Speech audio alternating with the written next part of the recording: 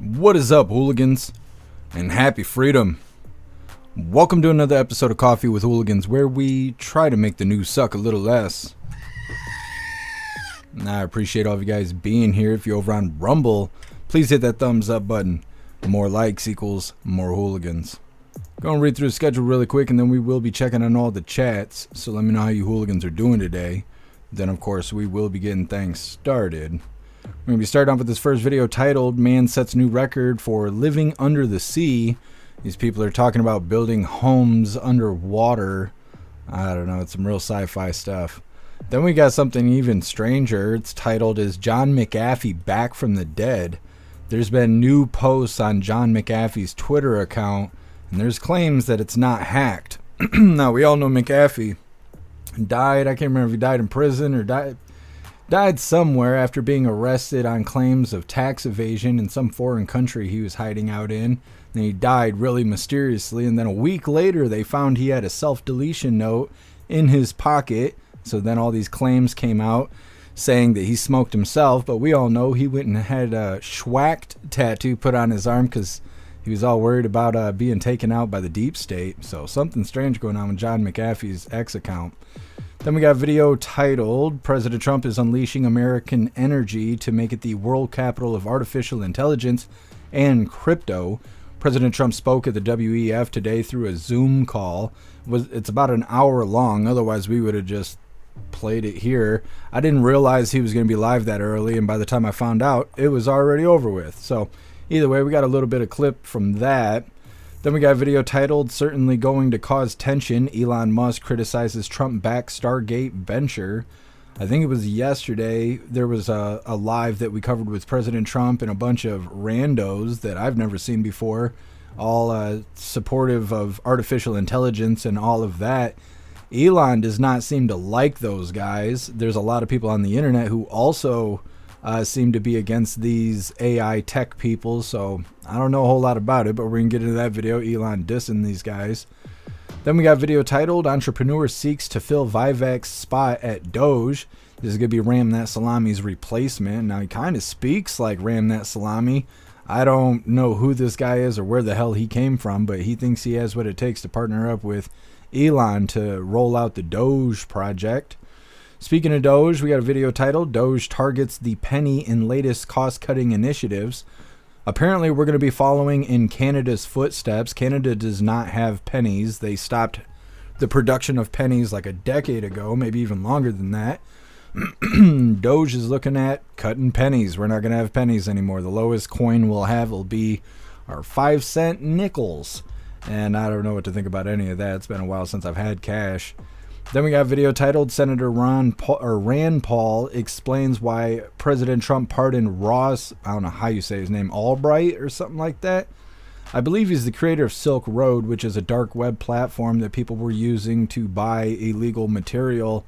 He was given 2 life sentences and then like an additional 8 years on top of that or something crazy. But President Trump gave him a pardon. That's kind of a controversial topic, and that's why we're covering it. Then we got an Alina Habba video because it's been a while. It's titled Alina Habba Torches Left-Wing Narratives on Trump White House Agenda. Now, they'll be starting off roasting that woman from the National Prayer Service. We covered that clip a couple days ago. President Trump attended the National Prayer Service with J.D. Vance and a few other of their friends and family. And then that woman who was running the service decided to take a moment and just grill President Trump in front of everybody about shapeshifters and other stupid shit, border crossers and stuff like that. And Alina Habba has something to say about it. Then we got a video titled, Fox Gets Exclusive Peek into ICE Raids in Boston, quoting, I'm not going back to Haiti. Well, that person's actually wrong, but either way, the raids have begun. Then we got a video titled, MTG Smokes the Press. And it is as the title says. MTG, she is pretty pissed off about the press saying that they are out of touch and they're spending too much time crying hard about the J6ers. Speaking of J6ers, the last little bit of the news we got is titled, it's titled this way, don't blame me, this is how the shit was titled. Former Proud Boys leader celebrates release after Trump pardon. Now this is, oh my god, I can't even think of his name now. Carrillo, or what, however you say his name, the leader of the Proud Boys, Enrique, whatever his last name is, Trio or something. I don't have the name in front of me, but you know who I'm talking about. We covered him yesterday. He was either getting on a plane or getting off of a plane, but he was just released from prison. He was originally supposed to serve like 22 years or something crazy like that, even though he wasn't at the Capitol for J6. We covered him right after the release, but this is details now that he's kind of gotten settled and all of that. Just a follow-up with the leader of the Proud Boys. Then we got 2 funny videos of the day. First one is titled, Joe's Last Day Felt Like Forever. And then our official funny video of the day is titled, Now Available. All of that's coming up next, but first we're going to read through the chat really quick and see how you hooligans are doing today. Also, my voice is messed up because I've had a terrible day. I had to leave the house early on because cyber criminals have been attacking all of my accounts, and I've had to go places and do things to get accounts unlocked, trying to get at me and my money and everything else. Fuck cyber criminals until they pass away. Yeah, and then while I was digging my car out after I got stuck, I high-centered it. Something happened, and now my voice doesn't work because of the damn cold weather. But I'm going to do my best. Either way, what is up, everyone, over on jeffmaclive.com. What's up, Russell? What's up, Snooks? What's up, Musky Boss? What's up, Tom Tom? What's up, Astro Hammer? What's up, Turbo? What's up, J Spray? What's up, Hair Juicer? What's up, Zero? Happy freedom, you hooligans. Appreciate all of you guys being on the website. And what is up, everyone, over here on Rumble? Black White Bull, you were first today. Nah, I appreciate you racing to the chat, Black White Bull. What's up, MU? What Russell, you were omnipresent. Appreciate you. What's up, Tony Brez? Happy freedom to you. What's up, Snooks? Happy freedom to you. What's up, Elder Zoomer? What's up, Pumpkin? What's up, MU, if I can get you already? What's up, Dutton? Happy freedom to you. What's up, Free Thinking Texan? Happy freedom to you. Let me see here. What's up, Mr. Satan? Appreciate you sliding through. What's up, Josh1776? I think I put some extra 7s in there, but either way, happy freedom to you. Let me see. I took a shit so violent that ICE might deport it. Well, there you go, Josh1776. You say that until they knock on the door. Then you ain't gonna like it. What's up, Tree Herder? Happy freedom to you. What's up, Ghostly? Appreciate you being here. What's up, Wayward? Happy freedom. Let me see. What's up, Shroomish? Happy freedom to you. What's up, Too Old to Care? What's up, All Rise? Happy freedom. Klaus Daniels making announcements from the hallway. What's up, Bill Clay? What's up, Rip Curl? What's up, Crab Nebula? Happy freedom to you. What's up, MH Bones? Happy freedom to you. Appreciate you being here with us. What's up, Little Irish? What's up, Bobo? What's up, Mr. Levin Teal? What is your name? Johnson Melissa. I think that's how you say it. Either way, happy freedom to you. What's up, Sage Pup? Appreciate all of you hooligans being here. Make sure you hit the thumbs up over on Rumble and see if you get us on the front page. What is up, everyone, over on Kick? What's up, Cerebrus? Happy freedom to you. Appreciate you being here with us. And what is up, everyone, over here on Twitch? What's up, Tony Rich? What's up, Lisa? Happy freedom. And what is up, everyone, over here on the communism platform? It's just saying you were first over here. What's up, Toy Mafia? What's up, Snickle Fritz? Happy freedom to you. What's up, Turbo Cast? What's up, Rockin' Boots? What's up, WM? Happy freedom to you. Sage Pup, you were omnipresent. Appreciate you. What's up, Mike Ingalls? Happy freedom. What's up, Mitsubishi? Happy freedom to you. Make sure we get everyone. Klaus isn't going to be happy till I'm throwing shit at him. What's up, DB? Happy freedom. And let's pull up X because I can't ever remember to do that. Oh, Klaus, we hear you screaming, but you can't come in. Happy freedom, everyone over on X. What's up, Liberty Sweetheart? Happy freedom to you. Enrique Torrio. Thank you, Snooks. That's who I was trying to talk about. My brain's all over the place and my voice doesn't work. Anything else happens, I'll be getting pissed off. Like I said, we're going to be getting started with this first video here titled Man-Sat's New Record for Living Under the Sea. I don't know why anybody would want to do this. I can't stand being in the water. I don't fucking like it. I'm like a big cat. Anyways, like I said, they're trying to build homes under the water and they're selling it like it's a good idea. I don't know. Sounds like a scam to me. Either way, before we get into things, I want to remind you guys we have these MAGA hooligan t-shirts. Now, this design was created by Alistair, and Alistair, he's a badass in just about everything he does, so I will be posting his link in the chat for you to have the opportunity to be able to hire him for your creative needs, because if you think it, he can create it. This design does come in shirts for men, shirts for women, tank tops for men, tank tops for women, pullover hoodies, zipper hoodies, coffee mugs, stickers, dog tags, and I even made cooking aprons out of this design. I will be posting the link to Alistair as well as the merch store while we're watching this first video. So a project out at sea is breaking records. This is fascinating. It's pushing the limits of sustainable living. So check this out. This is called a sea pod. It's designed as a, quote, floating eco-friendly habitat. Rudy Koch is one of the co-founders, and he has spent more than 100 days in this underwater room located just off the coast of Panama, setting a Guinness World Record in the process. He hopes these pods will eventually spread across the world, forming underwater floating cities. Rudy officially hits his goal of 120 days in that sea pod come tomorrow at noon. He joins me now alongside Grant Romunt. Both are co-founders of Ocean Builders and organize the project. Good morning, guys. Thanks for being with me. Thank you. Good morning. First off, Rudy, today's your last full day, right? I mean, you'll have been underwater for 120 days. You got to be ready to sleep in your own bed again. I can't imagine. My own bed is just upstairs, so it's just above water, but it's the same building or the same structure. What has this experience been like for you, and why did you say yes to it in the first place? Oh, it's been great. I mean, this was really enjoyable. I guess most people think this is like a prison sentence or something, but it is nothing like that. So I have an incredible view on the wildlife outside. Grant, tell us.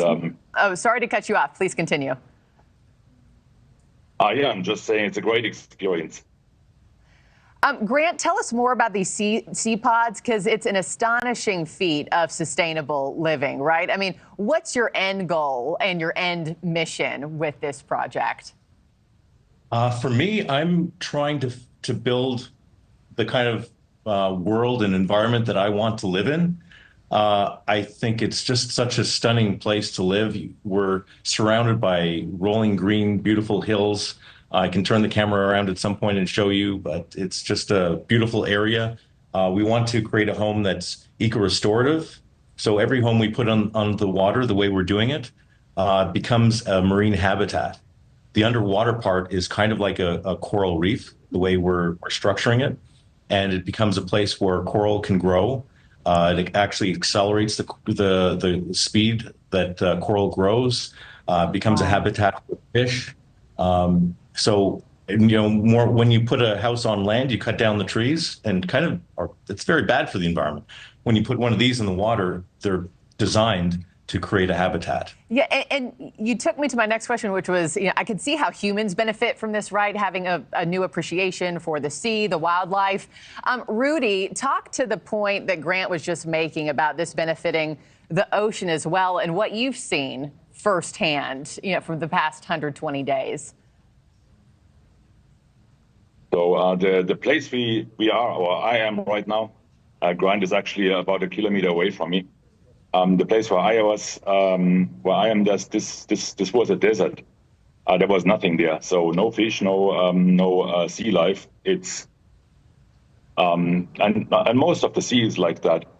So most of the sea life is actually concentrated in like coral reef and similar structures. And this station has become such a reef. Mm-hmm. So if you look at it from the outside, it is overgrown with plants, and there is a coral starting to grow. We have crustaceans and fish around the whole station, underneath, the sides, above. Yeah. Above, from my perspective, I'm 11 meters underwater.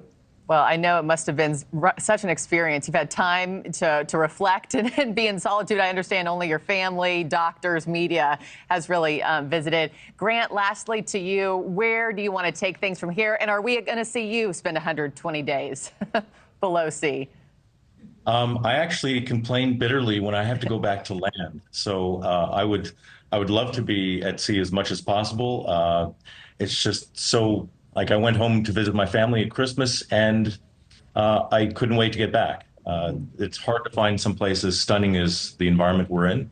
And we'd like to see this as something where people can start to live on the water and have the same experience. That's why I started this in the first place, because I was living in a floating house in Toronto, and I loved it, fell in love with it. I wanted to give this experience to more people. And I think it's a beautiful, we created something really special, so we want to share it. Thanks Thanks for watching, everybody. Go to joinNN.com. Okay. This man living in a fishbowl. I don't want any part of that. If I was supposed to be in the water, I'd have flippers. If I was supposed to be in space, I'd look like an alien. If I was supposed to be in the sky, I'd have wings. I've told you guys that before. I don't go where I ain't welcome. I just don't. I don't want none of those problems. I don't want to be taking a nap and then all of a sudden the window caves in and you got to fight the water and stuff and all of a sudden you're on the Titanic. Nah, I don't want those problems. I see some of you hooligans in the chat wouldn't mind being down there, but you have a better chance kicking me out of a plane than going down there to go get crushed in the fishbowl. No thank you. I don't want any of those problems. Like I said, next up, we're going to go through John McAfee's X account and figure out what's going on. I doubt we'll get to the bottom of it, but it's very strange that all of a sudden it's become active years after John McAfee kicked the bucket.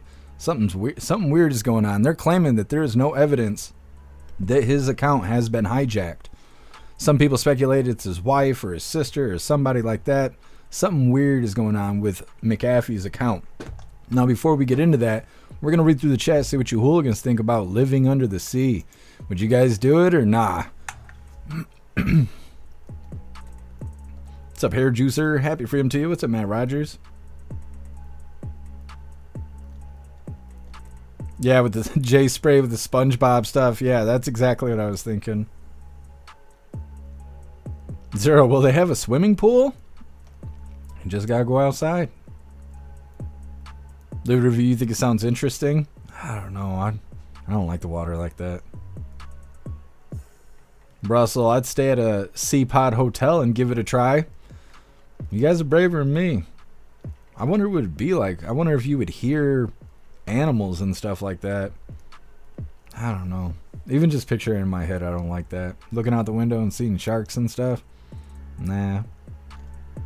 Not me. Matt, the peace and quiet would be nice. It could be. I wonder if it would be quiet though, or if you would hear stuff on the surface moving around. Because it's one unit that's just sitting in the water. So I wonder if you would hear the vibrations from the top part of the structure vibrate down, to where you are. Mr. Leventeel, the water don't know me like that. Yeah, I don't like water. I just don't. Pumpkin, you wouldn't do it? No living under the water for me? And they try to sell it like it's a dream. They're like, yeah, we're going to just build these all over the place. And then people will have places to live. I'm like, yeah, but it's probably $1.5 million to stay there for a year or something stupid like that. Dud creaking and pinging noises. Yeah, see, I wouldn't like that. I wouldn't like that at all. I went ice fishing once, and I couldn't handle the damn cracking of the ice. Which it's normal to do that, but I just kept thinking we were going to fall through the ice. I didn't like it at all. Dudden hanging out in the fishbowl. Someone upstairs flushes and a Snickers bar floats by. Yeah. No, I don't want any part of that.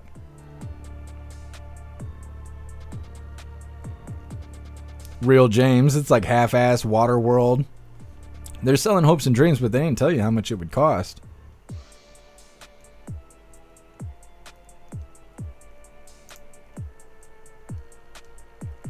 Too old to care, great place to visit, but no living for me. I mean, it would be something just to go down there and check it out, but that guy did like 120 days or something like that. I bet he's a lot more weird than they were portraying on camera there. That's a long time. Well, he's got the internet, so maybe he's not going stir crazy, but that's a long time to be alone in a fishbowl. Pumpkin, my cat wouldn't like it. I bet Klaus Daniels would like it. I don't know why. Just something tells me he would. MH Bones. It's another underwater submarine that'll implode. Yeah, I don't think they're going deep enough for that, but yeah, I would have worries of that too. Jay Spray, I bet it would be fun during a hurricane. Yeah, see, and I was wondering that stuff too. When it gets bad outside, which if you're living in Michigan, that seems like every damn day now. How would that be, being under the sea like that? What about like hurricanes and stuff? How would that affect you? Lisa, you wouldn't have to cut the grass. Well, yeah, I suppose that's true. I'd rather cut the grass than deal with that shit, though. I wouldn't like it. And Liberty Sweetheart pointed out that there was like barbed wire on the windows. What do you think that's for? What do you think they had that on there for? That's kind of a weird thing.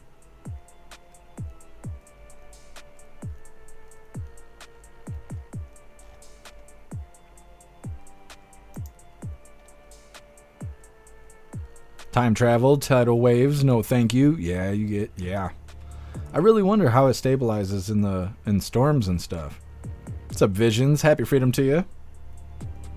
DB, those guys sounded like used car salesmen to me. Yeah, that's what I was saying. They're selling it like it's a dream. What's up, Pam? Happy freedom. Katie, just no. That's not for you. No life under the sea. Brian, set me up. I'm packing my bags. Holy, you're braver than I am. Agent O, you poo out the top. Is that how it works? It's funny how many people have questions related to using the bathroom. That cracks me up. What's up, Detroit River? Happy freedom to you. What's up, CJ? Happy freedom to you.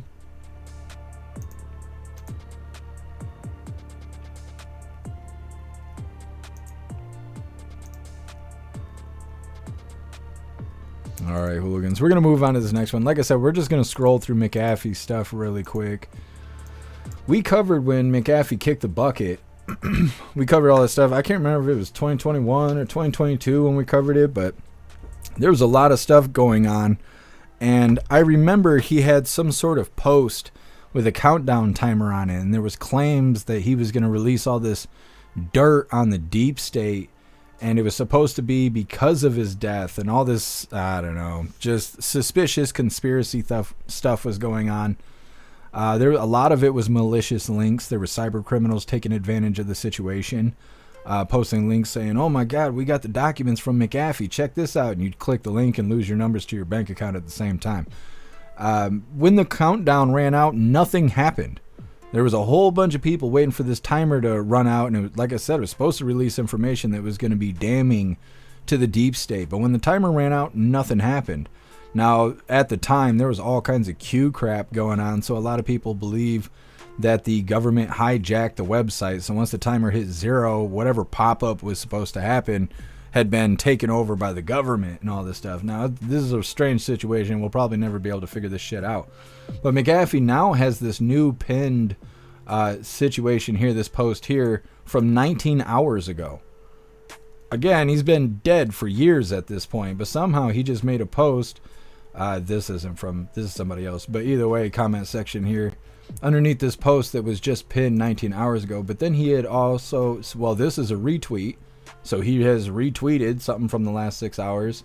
And then I think this is the initial post here. It says John's account has not been hacked. This is the real deal. More information forthcoming. And this was posted last night at 11:32 p.m. Eastern time, just out of nowhere.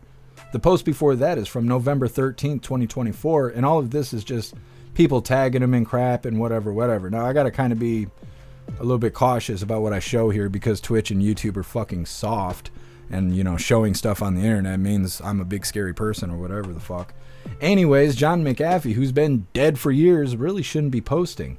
What's really weird is that there's people posting about this stuff, which I don't see anything right here, right this second. But people are posting about John McAfee's account being hacked. And now there's community notes underneath it saying, no, there is no evidence that it has been hacked. Obviously, it's not John McAfee unless he really didn't die. So I don't know. I kind of got questions. There's a lot of people that stay up to date with John McAfee stuff until he kicked the bucket. Like I said, he had schwacked tattooed on his arm because he thought the deep state was going to smoke him.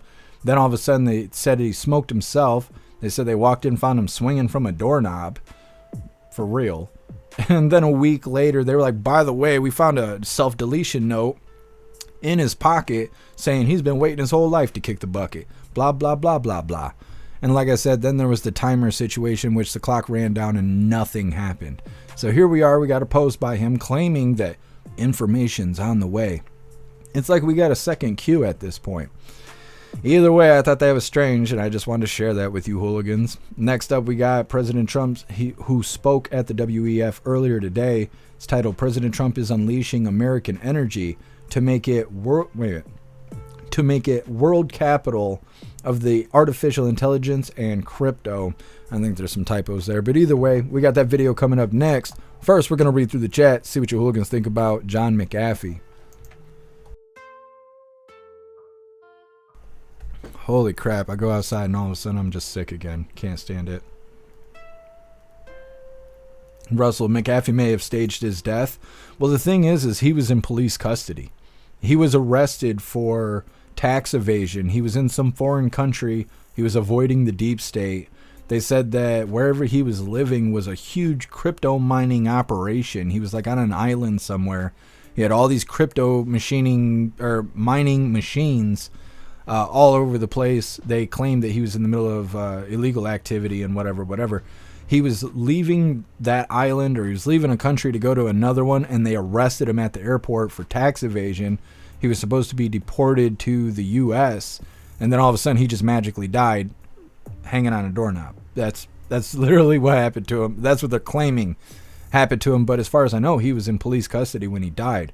Now, I don't know if he was stateside or not. It's been so long since he kicked the bucket. I don't exactly remember all the details. Zero kill switch if he died. Yeah, that's what it was supposedly was, but when the timer ran down, nothing happened.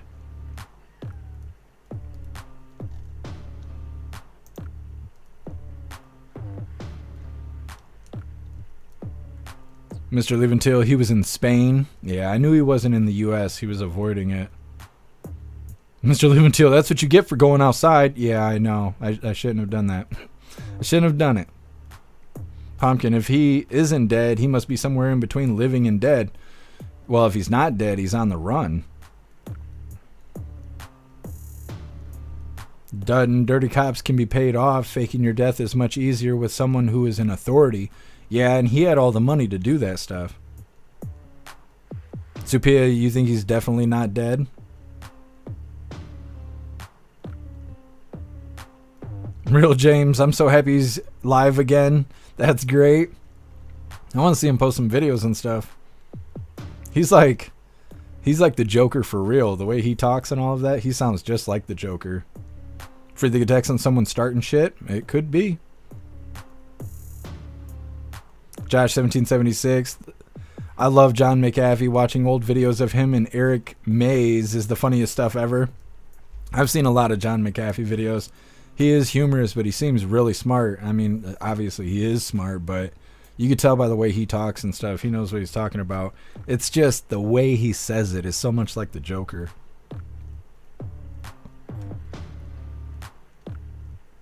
What's up, Puff and Stuff? Happy Freedom.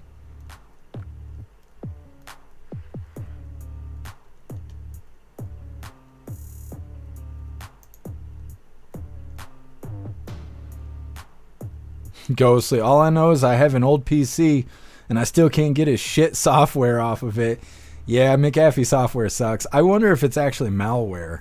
I wonder if when you have McAfee virus protection or whatever on your computer, I wonder if it's actually mining crypto or something like that.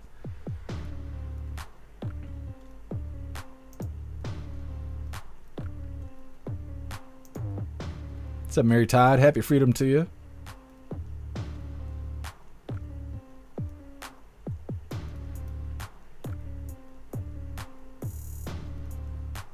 Oh, Lisa, you didn't even know who John McAfee was?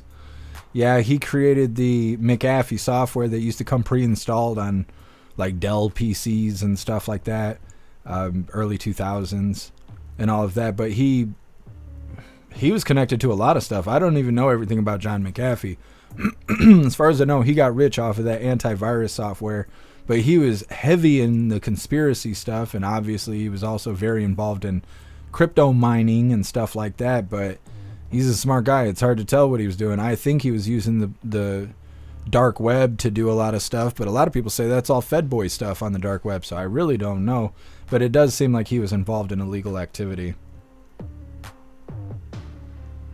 Zach, McAfee really back? I just got here. We just went through his X page. I mean, we don't know anything for sure, but all of a sudden he's making posts and X is kind of backing him up, saying that his account's not hijacked. What's up, Too Real? Happy Freedom to you.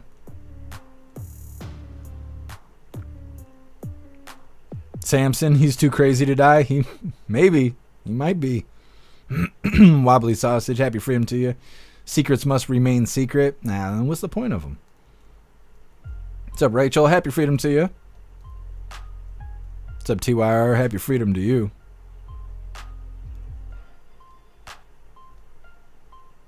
What's up, Independent? Happy freedom.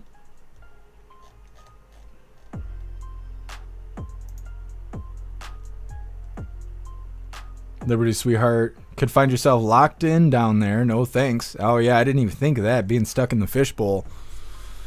Oh, I wouldn't like that. I wouldn't like that at all. Underwater jail? Nah. Zero, maybe McAfee is Q. I mean, that would be something.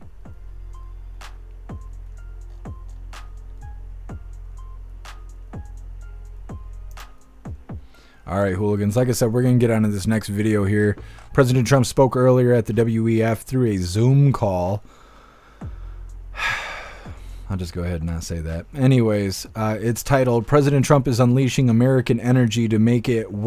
I don't know what it says, make it. Make the world capital, or make us the world capital of artificial intelligence and crypto. This is a very short clip. Like I said, he was live and speaking for about an hour. If it wasn't so long, we would show the whole thing during Coffee with Hooligans. And if I would have known about it ahead of time, President Trump's schedule is very different than Biden's. So I'm a little rusty. But if I would have known he was speaking that early, I would have shown it live. Unfortunately, that was not the case. So this is just a little clip of him speaking at the WEF. If you have an hour in your day where you're going to be sitting there taking a shit or whatever, it would be worth watching the entire speech. Right Side Broadcasting did cover it, so you could go to Right Side Broadcasting and see the entire hour-long speech. A lot of people said that the entire speech was badass. Now, this is just a very small clip, 35 seconds of it. But like I said, if you got some free time, it's definitely worth the watch to watch the whole thing. Either way, hit the thumbs up button over on Rumble as well as the CommuTube, and let's go ahead and get into this. I declared a national energy emergency, and it's so important. National energy emergency to unlock the liquid gold under our feet and pave the way for rapid approvals of new energy infrastructure. The United States has the largest amount of oil and gas of any country on earth, and we're going to use it. Not only will this reduce the cost of virtually all goods and services, it'll make the United States a manufacturing superpower and the world capital of artificial intelligence and crypto. I declared a national... All right, so that's President Trump speaking through Zoom call at the WEF. I guess he said a lot of good stuff. I skimmed through it, but I haven't had time to actually sit there and watch the whole thing. But every person that I've seen making posts related to President Trump speaking at the WEF said that it was a badass message, that he was basically speaking in front of the NWO about how he's going to shut them all down with all their little plans and goals and stuff because he's putting America first. Next up, we have... certainly going to cause tension. Elon Musk criticizes Trump-backed Stargate venture. Now, there's a lot of controversy going on about the Stargate people. We covered President Trump yesterday live during his briefing. He had 3 guys with him that were all related to AI. They were talking about creating personal individual vaccines. Then they brought up that the vaccines would go through mRNA or whatever. And the AI was going to help them be able to develop independent vaccines for every person that needs one. And everybody would have their very own jab. And all this other stuff would sound very strange, very, very strange. But Elon has been attacking these individuals, saying they're not who they claim to be. They ain't got money.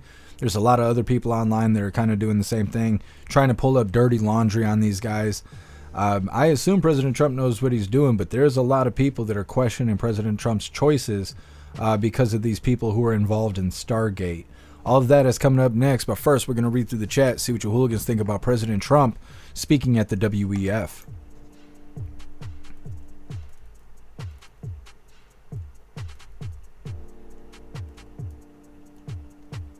Live review, pay their fair share. Yep, they absolutely should. We pay for everything.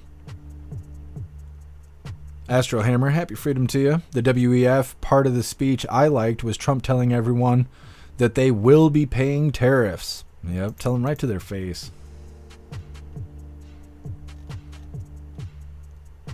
Zero, Trump is exposing those three guys, especially OpenAI guy. It's all about exposure, just like Fauci. Well, we'll see.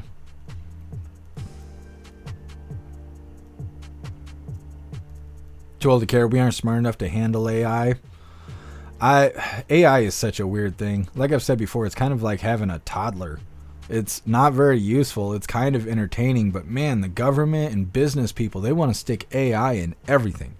They want AI to be a part of everything. It comes built into Windows. It comes built into your phone now. It's why? Why do we need that? It just doesn't make sense to me. AR-16 AI only knows what we tell it. Yeah.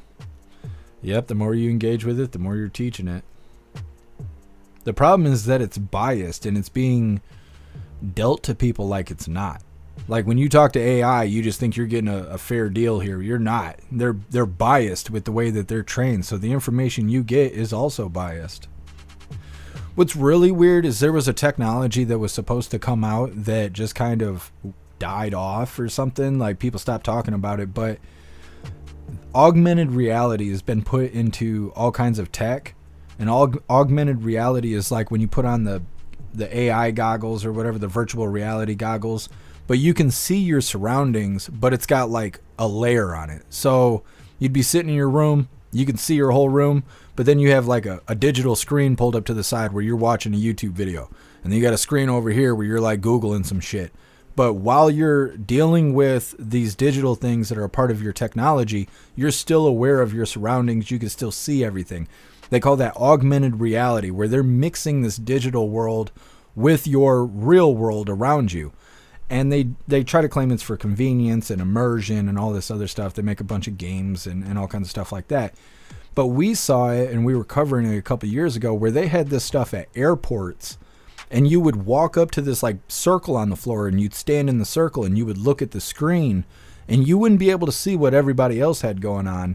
When you look at the screen, you would just see where your flight destination's going, when it's time to leave, stuff like that. You weren't looking through all these screens. And they were saying that this was a version of augmented reality where you didn't need gear.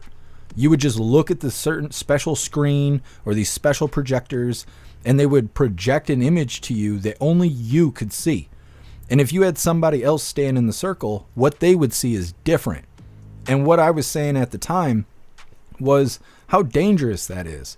Because if you have a negative experience, you can't even prove it to anybody else because it's isolated to just you. So if you were targeted by someone like the government and they had control of this technology, they could abuse you with it, and everyone around you wouldn't even believe it. Because you're the only one, you are the only one experiencing this. And so when they're talking about these AI vaccines and all this shit, it brings up those same fears to me. Like, what happens if they decide they want to fuck you over? There's nobody to tell about it because your experience is so isolated to just you that there's no proof that you're not just making this shit up. It's a scary situation. It reminds me of like, I think it's iRobot or whatever with Will Smith. And he was like the only person that didn't trust the robots, and he thought they were going to turn on people, and they spent the whole movie trying to make him like he's a crazy person. And in the end, he was right. That's what this kind of technology reminds me of. The way that they're treating AI, the way they talk about augmented reality and virtual reality, it reminds me of that.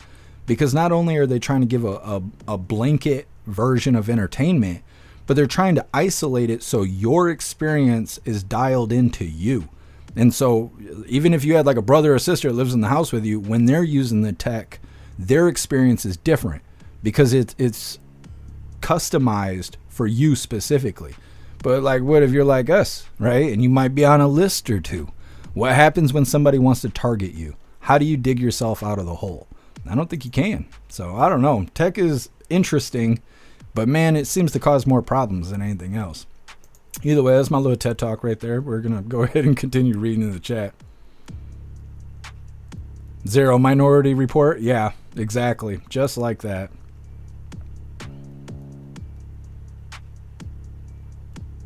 Oh, you be safe out there, Livid Review. Thank you for being with us. Snooks, I'll never trust AI. Yeah.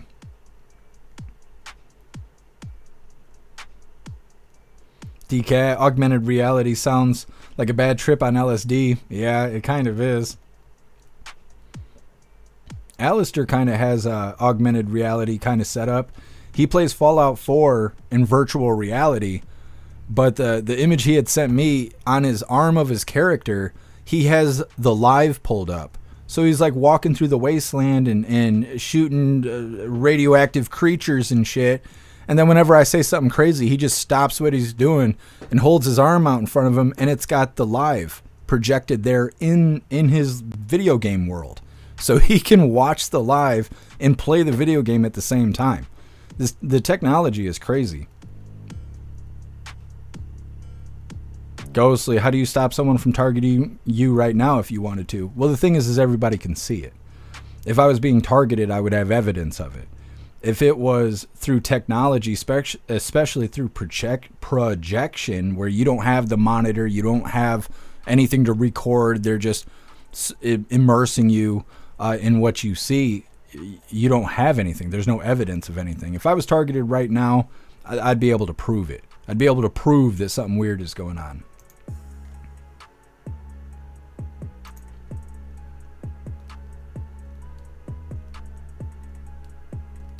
Rad, I don't see that the problem is you having your own experience. Well, I wish I had the video that we covered about the airports and stuff, because when you're playing video games, it's not a big deal. When you're talking about getting on a train, a plane, a bus, validating your identification, things like that, that's when you start to have a weird situation.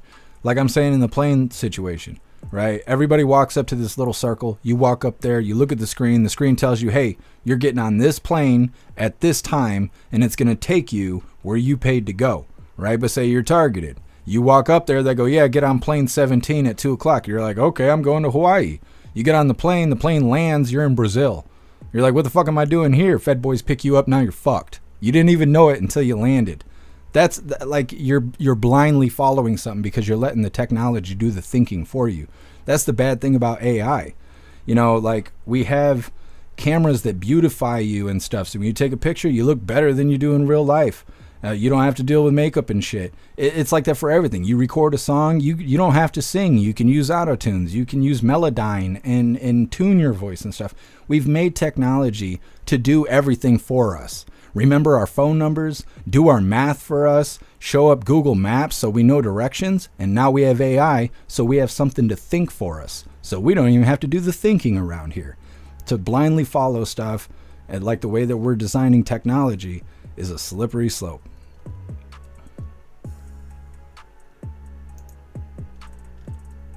Lone Wolf, yeah, facial recognition, yeah.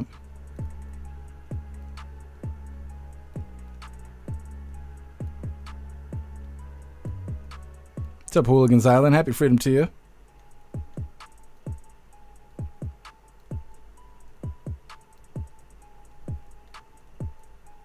U-Town, happy freedom to you.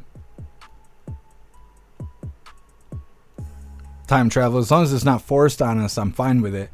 Yeah, but that's the problem, is when they integrate it into different parts of our life where you don't have a choice, right? You're using a service like getting on a plane or going to the Secretary of State, right? Then you're forced to use the technology because you don't have a choice. Or your job. That's another thing. You could have it at your job. You don't get a choice over that.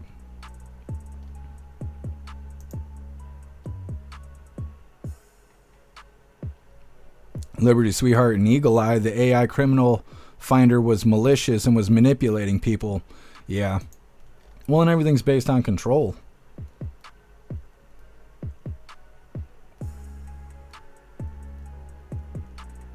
What's up, 10 Man? Happy freedom to you. 10 Man, I just watched where, I can't remember the country's name, but they invested $600 billion in the development with the U.S. Was it related to AI, 10 Man? Real James thinking is boring anyway. I mean, I guess. I bet they felt that way when they told him to get on the train. Yeah, that's a great example. When they came and knocked on the doors and they said, hey, we're going to fix everything in your town and you don't have to do shit. You just have to get on that train. That's all you got to do. And what'd they do? They got on the train. And sometimes they had to stand there shoulder to shoulder for 3 fucking days. And they got off the train. What happened? They were in death camps. Thinking's hard. Yeah, it's real fucking hard until somebody directs you in the wrong direction. That's all right. Either way, like I said, this next video is titled, Certainly Going to Cause Tension. Elon Musk criticizes Trump-backed Stargate venture. Look, let's get this pulled up. There was a lot of controversy about this when we covered this live yesterday, because it's not just AI, it's AI getting involved in medicine. But either way, Elon doesn't like what's going on. He's been airing his grievances about it.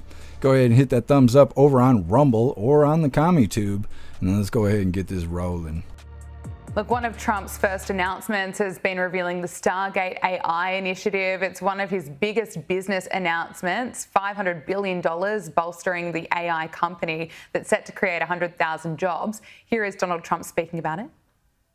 Together, these world-leading technology giants are announcing the formation of Stargate.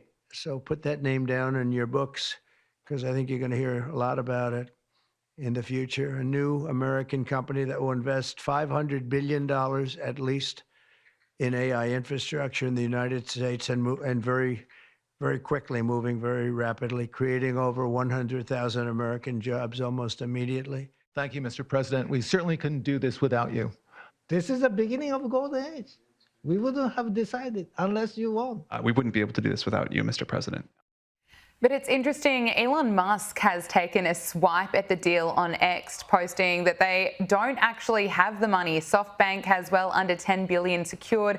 I have good authority on that. An OpenAI chief executive responded, wrong, as you surely know, want to come visit the first site already underway. This is great for the country. I realize what is great for the country isn't always what's optimal for your companies, but in your new role, I hope you'll mostly put America first. Can you bring us up to speed about what's happening here?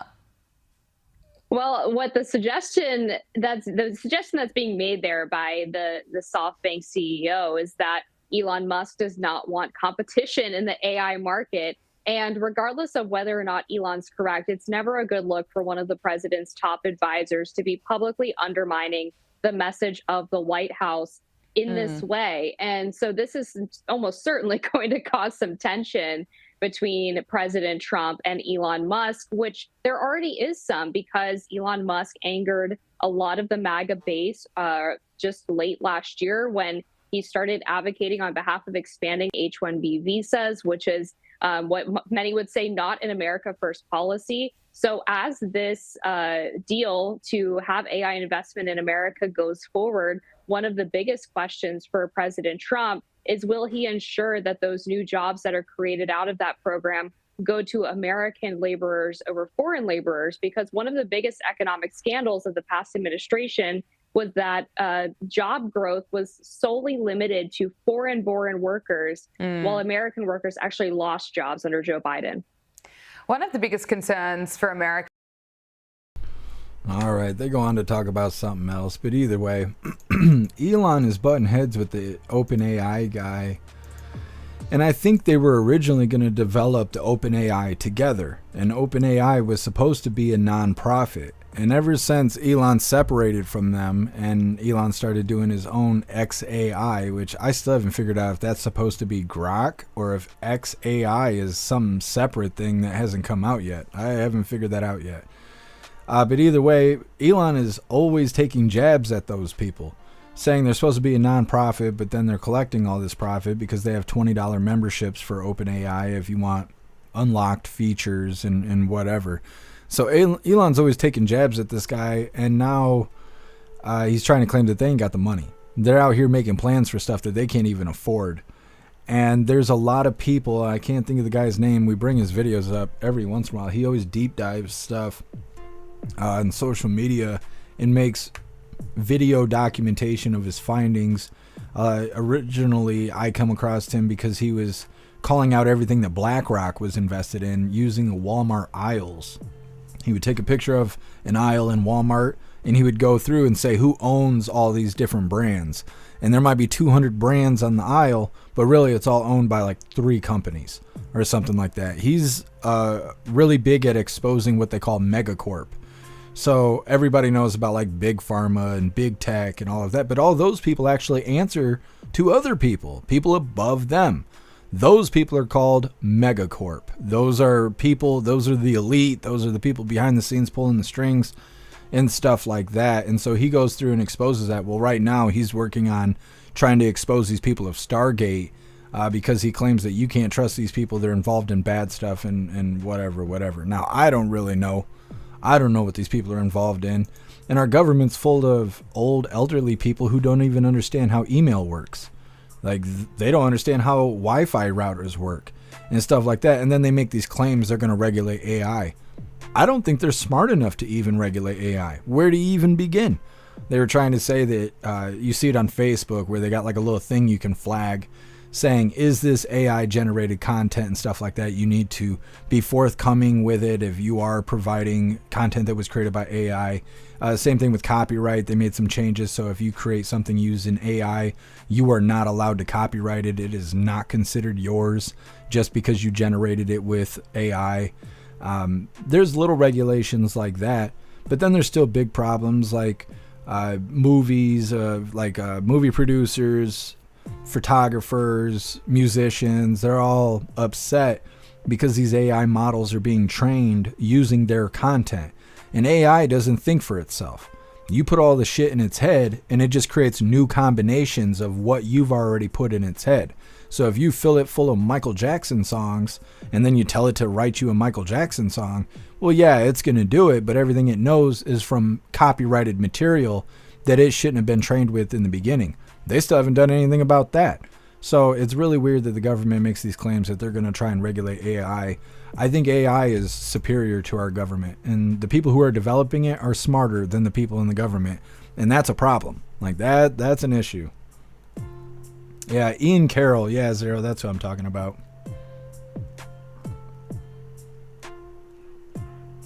10 man, Trump will calm him down. Elon is on a different level than us. He'll cool out.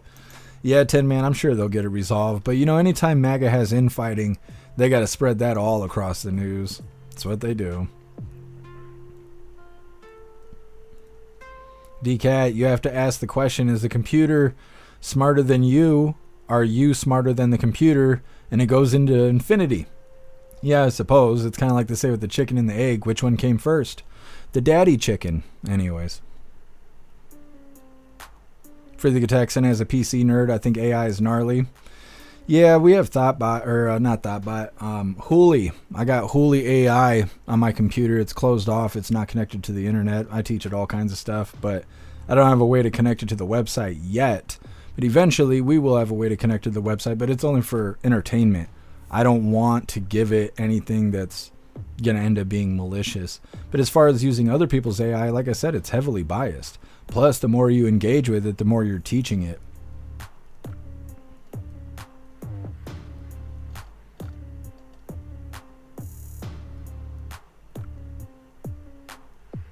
Real James, nothing that is made by or with AI should be considered art, music, or literature. It isn't real human product. Yeah. Yep. Well, and then there was like the writer's strike and all of that stuff going on because of AI. What Hollywood wants to do is they want to have an actor come in and they're going to record the actor front, back, doing a cartwheel, whatever, even the way they talk. They'll store it on a computer and they'll be able to use that now character that they have downloaded, and they can run movies and TV shows and do interviews and all of that stuff using AI. And so they can basically pay an actor $100, record their entire identity, and then fire them and then never need them again, because they'll be able to just use their downloaded material and put them in any movie, any TV show, any of that, and they don't even need permission to it, and they will not be able to collect royalties. Now, why would you become an actor if that was the situation? Well, that's what caused the writer strike that was happening, was because of all of that. And as far as I know, they didn't fix it. They didn't fix any of that. So eventually, I think when we watch TV and stuff, those won't even be real people we see on the screens. A lot of advertisements that you see right now is completely AI generated. If you watch like Hulu with ads and stuff like that, most of those ads are AI. It's not even real people. Now, it's a little bit harder to detect now, but last year, you just had to look at their fingers. If you saw their fingers, you'd be able to tell that they're AI because their fingers would be doing weird stuff. But yeah, it's already getting that way.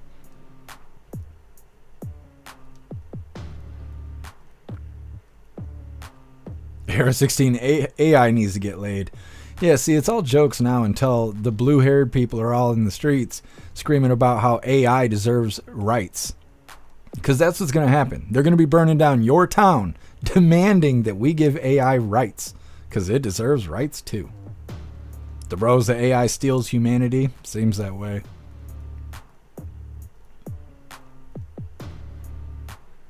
Cerebrus, it's just a tool. But if put in the wrong hands, who knows what can happen? Yeah. Yeah, the AI is not going to get you. It's not a sentient being like a lot of people believe. They were trying to tell us the AI was going to steal the election. Nah, it can't. It doesn't do anything until you prompt it. Somebody would have to make AI steal the election, but I don't know.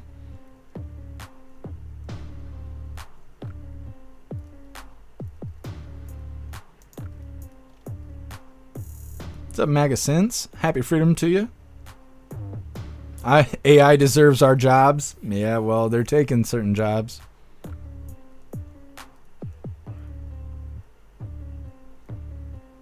Bandits. Klaus Daniels will probably be in here in a little bit.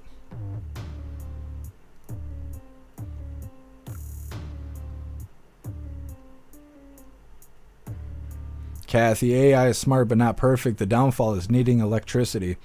Yeah, that's why Google's trying to open nuclear reactors to be able to have power to power AI. We're using more energy right now than ever before, and the majority of it is because of AI. What's up, Leonardo? Happy freedom to you. Oh, you're awesome. Appreciate you being over on Rumble. What's up, Extra Bill? Happy freedom. They own Google and ScrewTube and all that. Yeah. Extra Bill when Skynet awakes. Probably sometime in the near future. Everything. Do you think he's criticizing due to his owning his own AI company? Probably. Elon sometimes acts like a man-child. He gets his feelings hurt and then he just kind of attacks people directly. He's got the power to do it, but he doesn't have enough self-control to know better. Oh well. Let's see where we're at here. Next up, we got entrepreneur seeks to fill Vivek's spot at DOGE. This individual thinks he has what it takes to replace Ramnat Salami and help Elon Musk run DOGE. Now, before we get into this, I want to remind you hooligans really quick, if you would like to participate in Free Speech Saturday, make sure you post all of your memes over on Discord or on jeffmaclive.com. Just hop in the group chats on either platform. You'll see the tabs labeled memes. Drop what you got and we'll shout you out as we're making Saturdays more fun. Let's get this video pulled up. We're looking at Ramnat Salami's replacement over at DOGE. Also, they added DOGE to the debt clock. So if you go to the debt clock website, there's now a DOGE section where they're going to try and keep track of all the money that DOGE is saving. Let's go ahead and get into this, but make sure you hit the thumbs up over on Rumble as well as the GoofTube. You've all heard the news by now. Vivek is out at DOGE. But never fear, the mission to slash government waste and regulations is not going with him. Far from it. The agency is just getting started. So let's take a look at what President Trump tasked it with in his executive order. Create DOGE teams at each department, which includes at least 4 people, a team lead, 1 engineer, 1 HR specialist, and 1 attorney. Modernize federal technology and software. They're looking to streamline it all. And the July 4, 2026 termination date still stands for part of the agency. With one look at its X page, you'll see post after post uncovering unnecessary spending. One of its latest potential targets, the penny, arguing it cost 3 cents to make 1 cent, literally. So with Vivek out, our next guest has thrown his hat in the ring to help lead the group. Let's bring in CEO of the investment firm Azoria, James Fishback. James, thanks for being with us. Okay, so I love the fact that you want to get involved in this thing. DOGE is great. Vivek out. You got Elon Musk at the top. some would say, does Elon Musk really need that kind of partner? Can't he just do this himself? What do you bring to the table, James? Well, Brian, good evening. The reality is, to your point about the penny, it's an absolute egregious waste of money. And Elon is right to focus on spending cuts across the board. I was at Mar-a-Lago with business people from all industries last month. And the thing that they were most excited about, Brian, was cutting excess regulation, bureaucracy, and the administrative state. The truth is that over the past 50 years, the codes of the federal regulations have gone from 15 pages to over 180,000 pages. If you wanted to read all of that, it would take you over 3 years. This bureaucracy, this regulation is holding back new businesses, holding back entrepreneurs, holding back companies, whether they're in Coeur d'Alene or in Cincinnati, from hiring new workers and expanding. And so DOGE's mission can't just be the spending cuts that are absolutely right under Elon's leadership.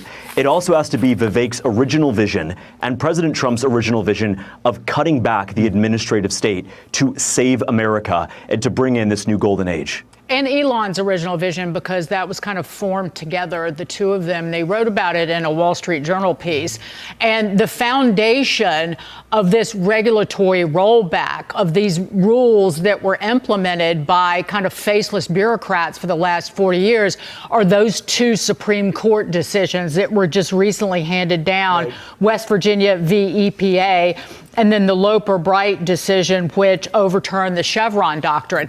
That is at the heart of what will unleash the animal spirits in this country, which will unleash American prosperity for decades to come, is to treat those rules and regulations as if they're illegal.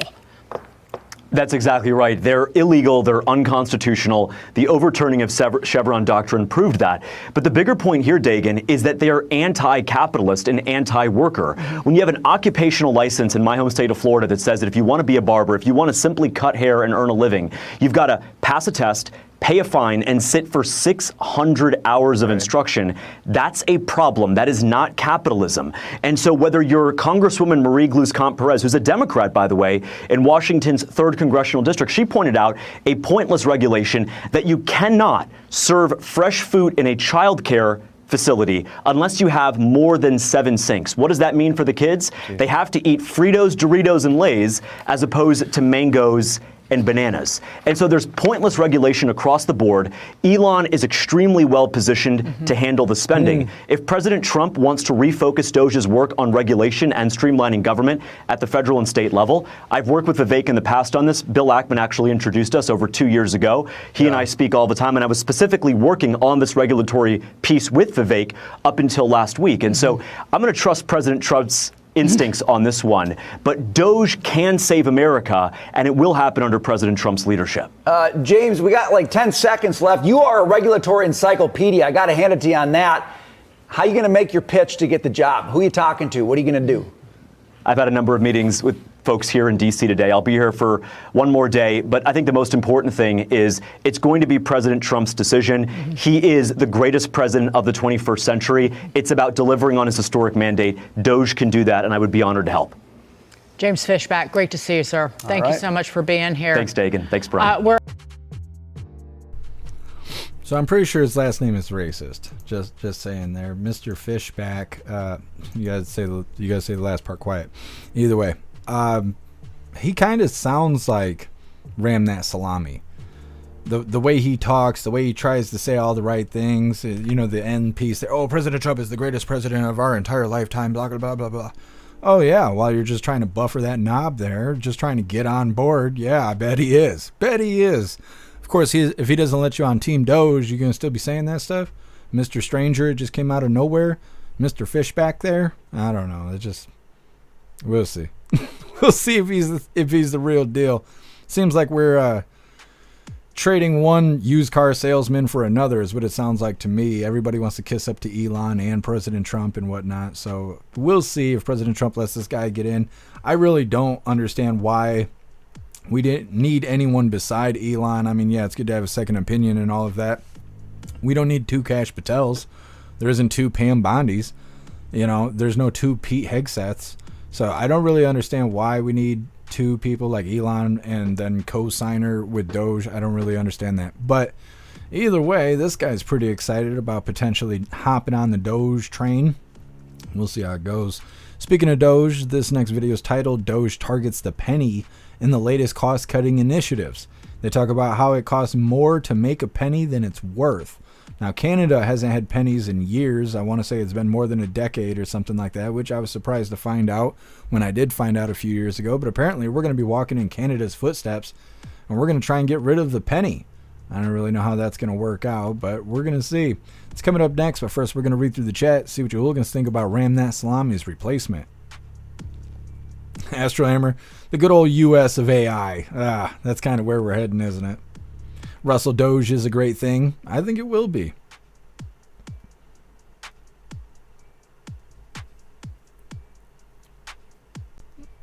Holy Astro Hammer. Them damn cats. Destroying the house. That's what they do. That's probably where Klaus is right now. We got an unboxing we're going to do here in a second as well. 10-man AI is here to stay. We need to learn it or get used to it. Yeah, it's not going to go anywhere. Same thing happened when we got computers. Everyone was like, oh, I hate computers. I don't need an email. I don't need a fax machine. I don't need to deal with that tech. I'll just do it the old-fashioned way. And nowadays, you're not allowed to do it the old-fashioned way. I remember when it was respectable to go into a business and ask for an application, fill it out while you were there, turn it in, and ask for a manager to hand it to directly that same day that you walked in. Now you're not even allowed to do that. You walk into a business looking for a job, they tell you to go home and get on your computer and fill it out online. That's how the times have changed, and AI is not any different. It's not going to go away. Best thing you can do is either figure out how to make it work for you, try and make your life more convenient or whatever, or invest in it, because it's not going anywhere. And imagine if you would have put money in Microsoft when computers first came out. You'd be wealthy today. Well, here's your chance. I can't give you financial advice. I'm not trying to. I'm just saying, hey, the shit's right there. It's a brand new day. Some opportunity right there. But anyways. Tree herder, you round up or down to the nearest nickel. Yeah, I think I just feel sensitive about the whole penny situation, because when we were in lockdowns, and I don't know if this was nationwide, but in Michigan there was a coin shortage. And so when we were in the lockdowns, you'd go to Walmart and you'd pay for something, and say it was like your total came out to $19.02. You'd have to give them $20, and they would keep your 98 cents. And if you made a big deal about it and you want to, raise a stink about it, they'd give you a Walmart card with 98 cents on it. Most people didn't want to go through the hassle. So Walmart was just keeping your money. You were not getting cash back. And I did not like that at all. And so I just got used to using my card, because that was the only way you could pay the exact amount without giving them free money. They already charge too much for their bullshit. And so I think I just feel a little sensitive about that. And that's what's got me bent out of shape about them trying to take our pennies away. We used to be so free. Josh 1776. Well, Elon's probably going to get the ball rolling and then hand it off and step in when needed. He still has a couple companies to run. Yeah, that's true. And Doge isn't supposed to be forever. Doge is supposed to work until the job is done. And when it's done, they're closing the department. So it'll probably help smooth that along, having two people, I suppose. Pumpkin, protect the boobies. You're the best, Pumpkin. You're right. We need a t-shirt that says that. Protect the boobies at all costs. Gotta keep the old naturals around before AI takes over. Cody, the most important thing is boobies. God bless America. Absolutely, Cody. We can't lose focus around here. Focus on the boobies. I want to see President Trump come out with a booby shirt on.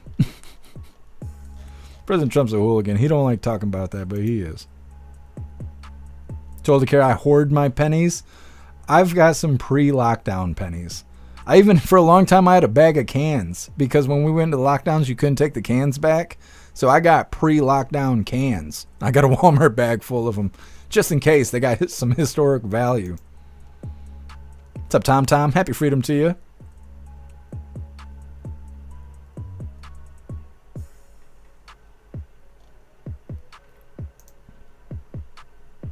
DCAT, instead of being 22 cents a piece of candy, it'll now be a quarter. Just another way to overtax us.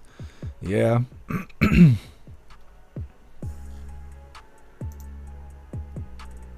The Rosa cans and boobs. Yes. The Rosa getting rid of the penny will cause more inflation.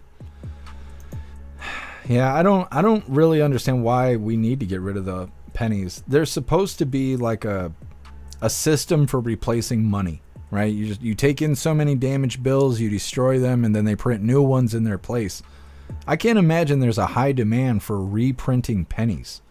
I mean, unless they're just manufacturing them just nonstop. What's up, white guy? Happy freedom to you.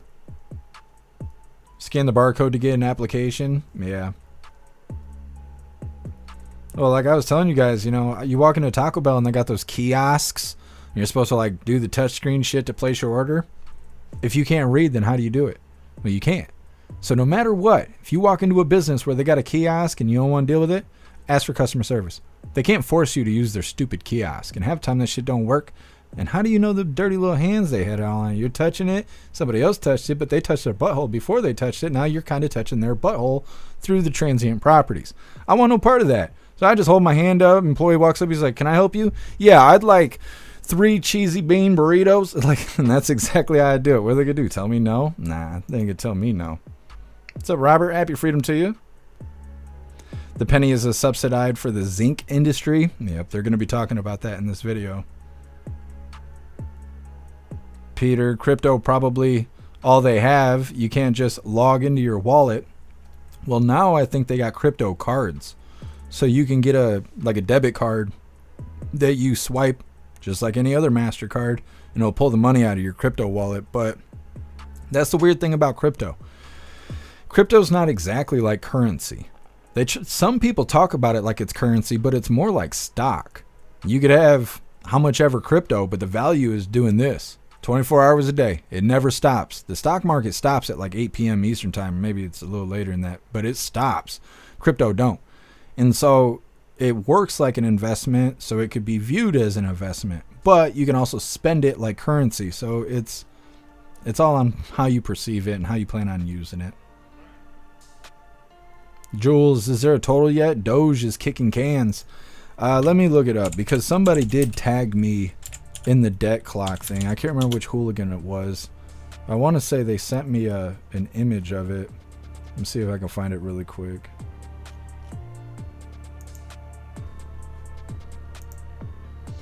Is it this? Oh, it's this. Okay, pretty sure it's this. Now, there's a whole hell of a lot of stuff going on the screen. Somewhere in here, it supposedly has Doge. And Doge is the numbers of how much money they've freed up. I've never looked at this stupid thing. Right here. Right in the top left corner. Let's go full screen. Top left corner, you can see where it says U.S. national debt. Below that, it says U.S. federal spending. Below that, it says U.S. federal spending actual. And to the right of that, it says Doge clock. And that number is going up. So it's claiming that it's got to be 12,261,000,000 and an ongoing number has been saved. You can kind of see the little badge there, center left top area. There's a little like sheriff's badge, and right to the left is the Doge clock. That's a brand new thing. But like I said, I've never looked at this for real before. There's all kinds of crap on this screen. It just looks like anxiety to me, but either way.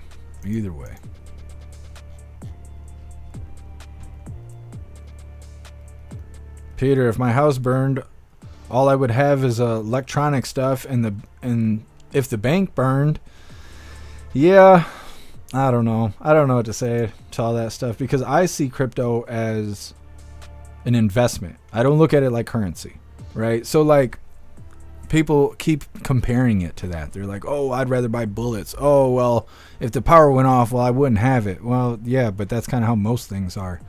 But if you look at it as an investment and not saving your life in the end of the world, like we talk about all the time, you got to worry about living.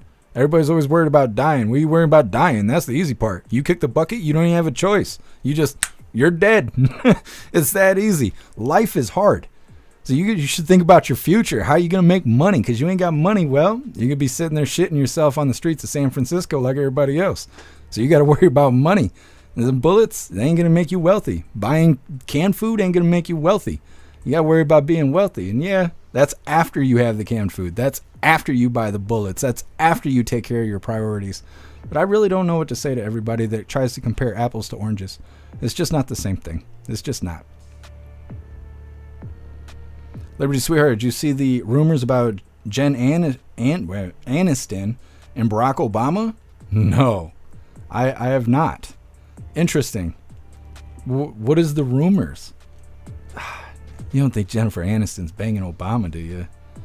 Getting a train ran by Michael and all that? I don't know. Don't know what to think about that. Stuff to Google later, I suppose.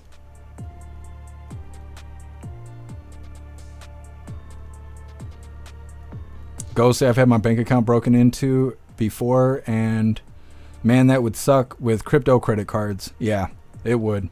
Well, and that's you know, when I think about technology and stuff, I don't think about what if my house burned down or what if the power went out.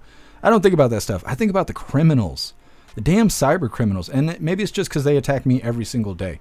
Like the reason I was late today was because I had to go to the bank in person to validate my identity because they were hitting me last night to the point where my accounts became locked.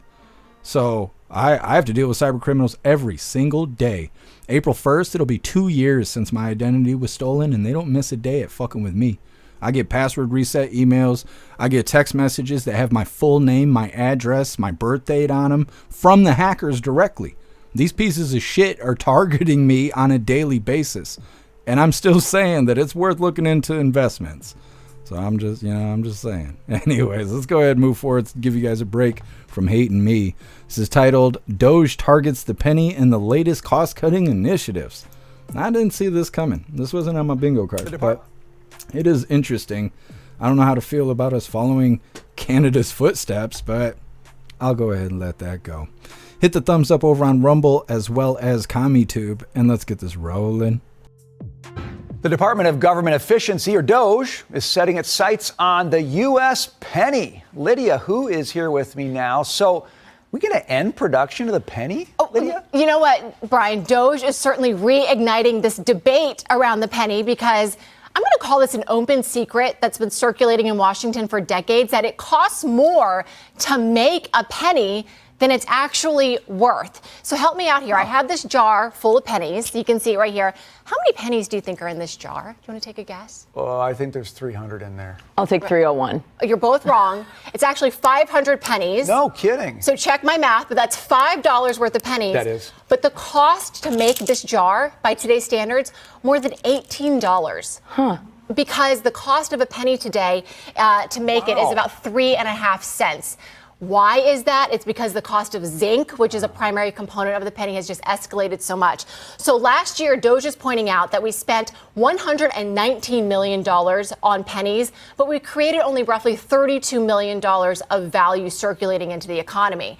So you might ask yourself, why are we still making all of these pennies? The answer is because some of our transactions in our economy are still based in cash. Think about all the small businesses that are still cashing out for that pack of gum that you want. They need a penny to give you change.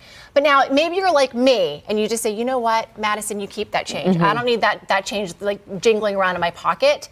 That's what Canada is recognizing. Canada years ago actually eliminated the penny, and they made all their transactions actually round up to the nearest nickel so they could just create some efficiency there. There's some controversy about that. Some people say you're actually just costing the consumer more money by doing that. We actually need our penny. So DOGE is starting this conversation around what do we do with the penny? And the really interesting part is that Congress could actually make a decision about what to do with the penny, but the Treasury Secretary could also make a decision here. So that's a good question for Scott Bessent. I don't know about that rounding up thing. That sounds kind of like a bad deal. I'm a guy that takes my pennies back. Sorry, but that makes me cheap. I bet Stewart does too, though. Well, it's a really good point because the cost to make a nickel too is actually higher than 5 cents. It costs about 14 cents there. Wow, and somehow material costs. You got a whole pile of pennies here. We got a whole pile of pennies, but we can't go and spend them all in one place. And they actually, cost a lot more to make. And they're kind of heavy to carry. Yeah, they're very. That's a fascinating report, Lydia. I think this is like 5 pounds. That's crazy. Thank you for that. Really good stuff. You got it. All right, now this. Okay, targeting the penny. Something I was thinking about while watching that video. Canada's coins are magnetic. Ours aren't.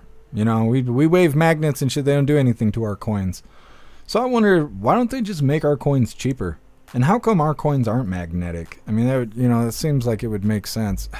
I really don't want to follow the footsteps of Canada, but I don't know. This whole getting rid of the penny thing, like I said, I want my money back. I don't want to round up to nothing. I don't like paying the cost of shit the way it is. Things are, you don't get what you pay for these days, right? You're paying extra. And now they're not even going to get you change back. I don't really like that. Now, like, we should round down. How about that? I don't know. I don't know what to think about this penny situation.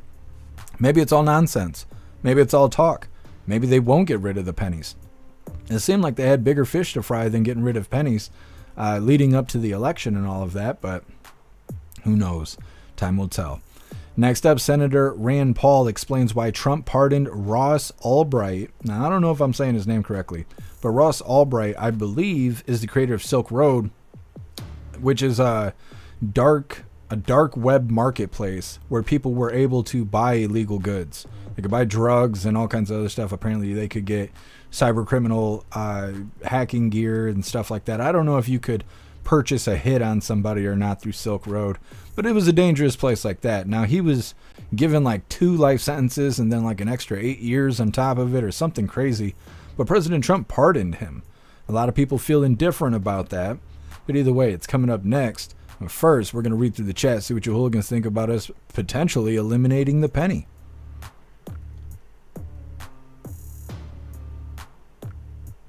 Here, Juicer, magnetic coins. I'd be pissed if my phone got bricked because of a wad of quarters. No, not that the coins are magnetic, that they could be picked up by magnets. That's what I meant. I don't know if I said magnetic coins. I didn't mean magnetic coins. I meant that they could be picked up by magnets. They had the materials in them needed to be picked up by magnets. Plus, I think phones are made to be protected from magnets now because now they have those magnetic docking stations and wireless charging and stuff like that. They even got magnetic pop sockets and stuff. I don't know. I'm not brave enough to wave a magnet near my phone to test it out. But I've been curious about that because they make a lot of phone gadgets now that have magnets on it. And I've been feeling the same way as you, Hair Juicer. I remember the first time I took a magnet and I stuck it to the big box TV sitting on the floor. It looked like a piece of furniture when I was a kid and created that rainbow color on the screen. My grandma beat me till I couldn't cry anymore. I mean, I was getting my ass whooped. And I never did that again. I never did it again. I got my ass whooped to where I was corrected permanently from that. But I've been curious about magnets and phones.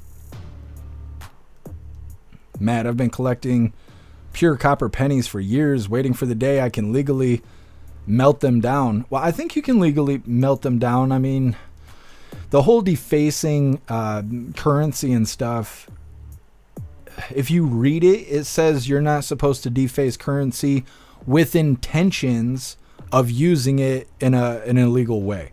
So like taking a $5 bill and try and make it a $100 bill, or trying to manufacture currency so you could go out there and use it to buy goods even though it's not a legal dollar or whatever. That's how it's phrased out. You can actually punch holes in coins and do all of that stuff. It's not a big deal. Now, you're melting it down to create ingots and stuff. There is weird federal laws that say you're not allowed to own gold. You're not allowed to own silver. You can look it up if you don't believe me. It's totally fine. Not just you, Matt, but everybody. We're not supposed to own gold. Now, if you have jewelry or whatever, I think it's exempt. But as far as just having gold and silver, you're not supposed to. You're actually supposed to forfeit it to the government. That's what you're supposed to do by federal law. Now, I don't know a single person that does that, but that's what you're actually supposed to do. So with that being said, if you were to take a bunch of pennies and melt them down to an ingot, I don't know the legality of that. As far as I know, defacing the pennies, as long as you don't try and create a quarter out of them, you're fine. But as soon as you create that ingot, well, now you're getting into the other part of the law where the government wants you to give them all your precious metals just because. Just cause. So either way. Here, Juicer, I've bricked my phone from picking up a magnet. Granted, it was a rare earth magnet right up to 500 pounds. Well, yeah, here, Juicer. I don't know. I've never been brave enough to try it. Sam, ammo's worth more than just any money someday. Just saying. See, I believe in ammunition to the point where you can't use it.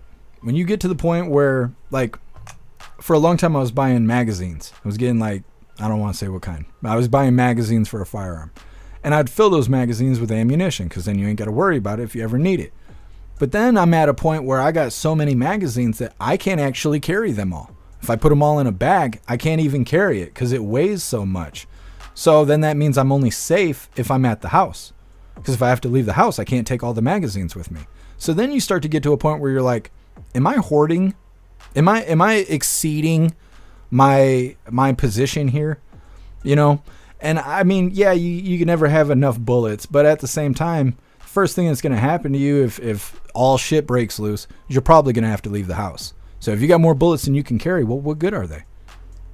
They're not. They're not worth anything. They're only worth what you can carry, what you can use. How many times do you think you're going to be in a gunfight where you have to exchange a magazine? You got 40 magazines. You think you're going to go through all 40 magazines before you catch a stray round in the head? Probably not. So I think about stuff like that to try and delegate my money and figure it out, because you can only worry about dying so much before it's just kind of purposeless. Eventually you get to a point where you're just waiting to die. You got to worry about living. Living is hard. And so you got to get the bullets you need. Got to have all the food you need. Got to make sure that your responsibilities are taken care of. You got extra doll hairs after that. That's when you can start dancing around trying to figure out how to make a couple extra. You got to spend money to make money, but just my point of view on things. Tom, make art out of it. That's a good idea.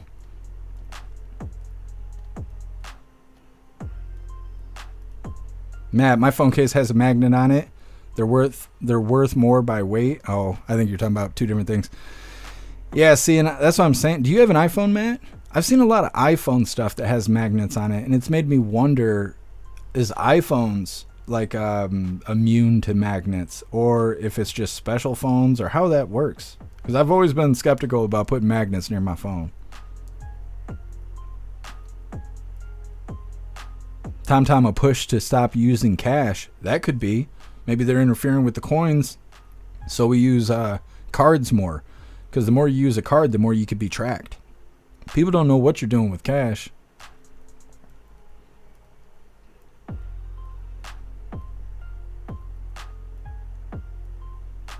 J-Spray, just stop using zinc. I mean, yeah, it seems like that would fix it. It's not based on its material cost anyways, otherwise it'd be worth more than a penny.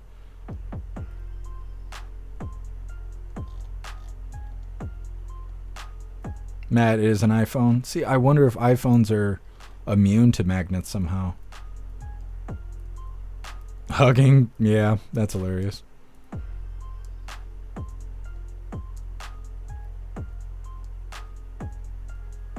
Josh 1776, it's for the wireless charging. The phone has a magnet in it. Then so does the case. It has to be a special magnet.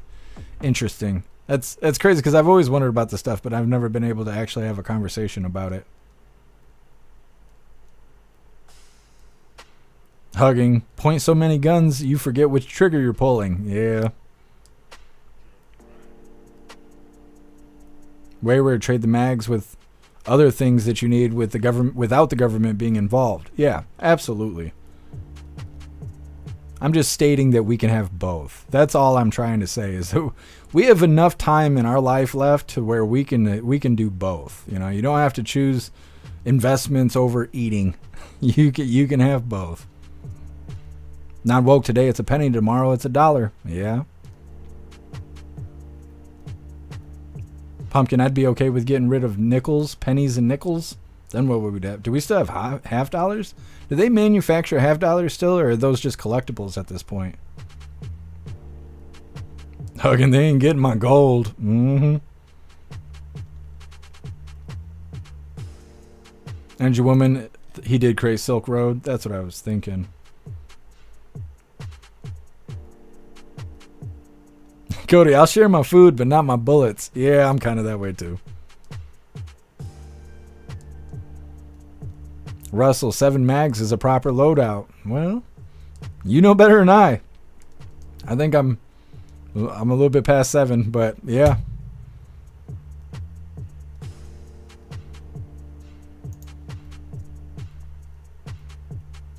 DeRosa, they didn't say due to inflation the penny is worth less.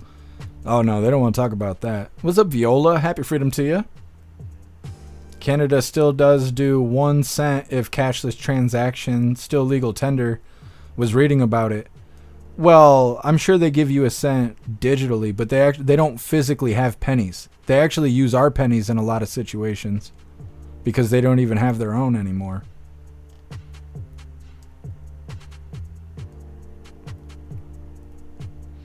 Rad, did you hear that a judge blocked Trump getting rid of birthrights? So there's 22 states that are suing President Trump because of him trying to earn or erase birthright citizenship. But everything's kind of frozen right now. Nothing's moving forward yet. And the video that I came across, I think Snook sent it to me. It was like 7 minutes long, and it just was kind of beating the dead horse way beyond death. And so I'm kind of waiting for some sort of follow-up before we cover that story. But yes, I did hear 22 states are currently trying to resist the end of birthright citizenship.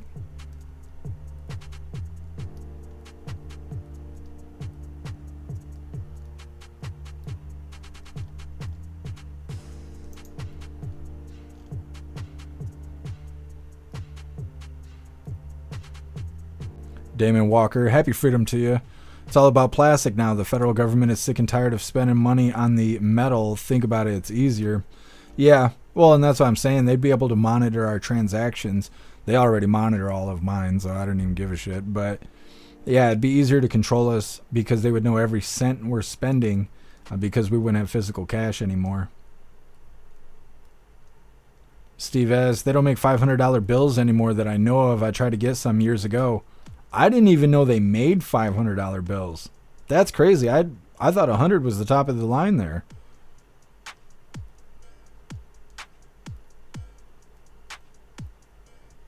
Patriot operator, our banks don't like them, so I think I have a Canadian penny and a quarter in a change jar. I have quite a bit of Canadian currency, just from my Canadian friend that used to come here all the time. I don't have a $50 bill, though. I was told the $50 bills smell like maple syrup, and the internet can't tell me if that's true or not. There's so much controversy around it that I stopped bringing it up.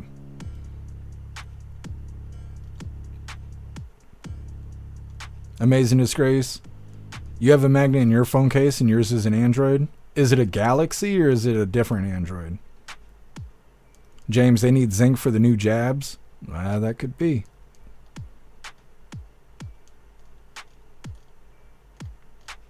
Come on, mouse. My mouse is dying.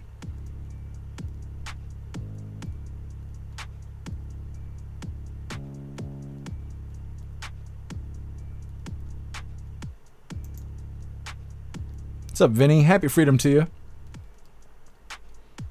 Amazing Disgrace, you got a Motorola and the magnet doesn't negatively affect it. Interesting. I wonder if all phones are like that now. I'm still not trusting it. I'll have to buy a phone that comes with magnets and shit before I'm willing to give it a try.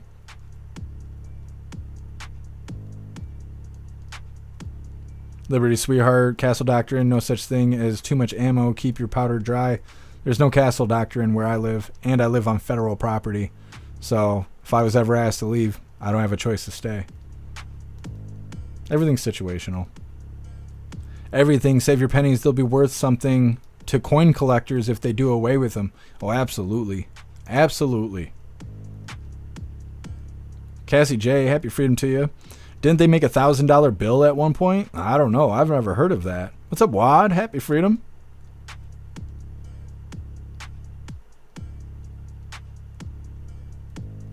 The United States no longer issues bills in larger denominations such as $500, $1,000, $5,000, and $10,000 bills, but they're still legal tender and may still be in circulation.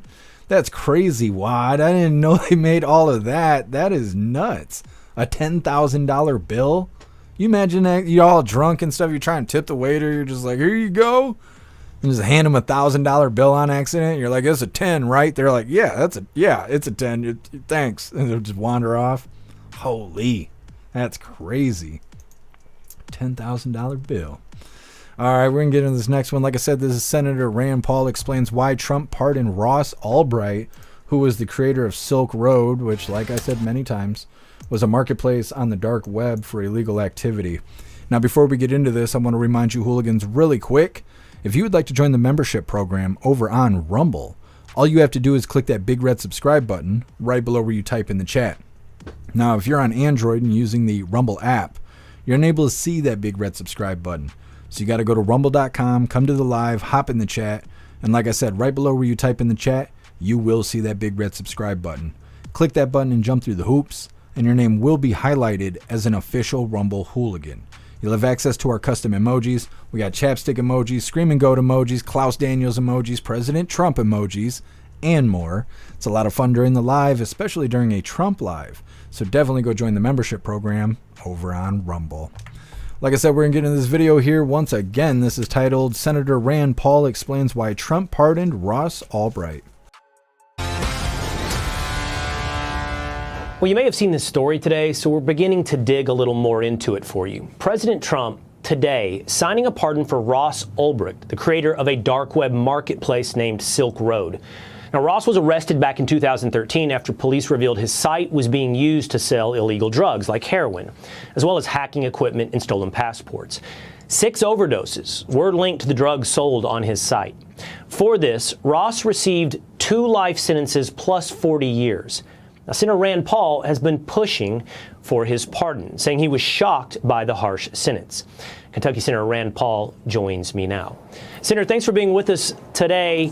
As you know, and for anyone watching, President Trump has granted Ross Ulbricht this pardon. Tell me why this was important. This was something you fought for and many others. Why was it important? You know, I've always been a believer in fair and appropriate punishment. I was for the First Step Act. I talked to President Trump many times in his first administration about it. There were many nonviolent drug prisoners in federal prison that had been in for decades and had never harmed anyone purposefully. In Ross's case, they were using his website. So he designed a website that he allowed people to do and trade illegally on, and that's against the law. But that doesn't sound like something that you get no second chance. I'm a believer that people who make mistakes by either using or selling drugs deserve a second chance. I mean, he's been in prison for 12 years. He's been a model prisoner, but he was looking at never, ever getting out for designing a website. The people that sold drugs on his website got like 40 years in prison, 6, 7 years in prison, which you can argue whether that's actually sold the drugs. Yeah, the people that sold the drugs got minor sentences. I guess they convinced them to testify against him somehow, and he gets 12 years. So it just wasn't appropriate. It was a big cause also for libertarians. Right. Donald Trump went to libertarians and he said, I want your vote and I'll free Ross Ulbricht, and he kept his promise. And all I can say is thank you, Donald Trump. Do you think, Senator, therefore, this was President Trump seeing that the sentence was overly harsh, identifying with Ross Ulbricht in some way when it comes to being pursued by the Justice Department? Or was this a transactional deal with libertarians who in turn supported him for the presidency?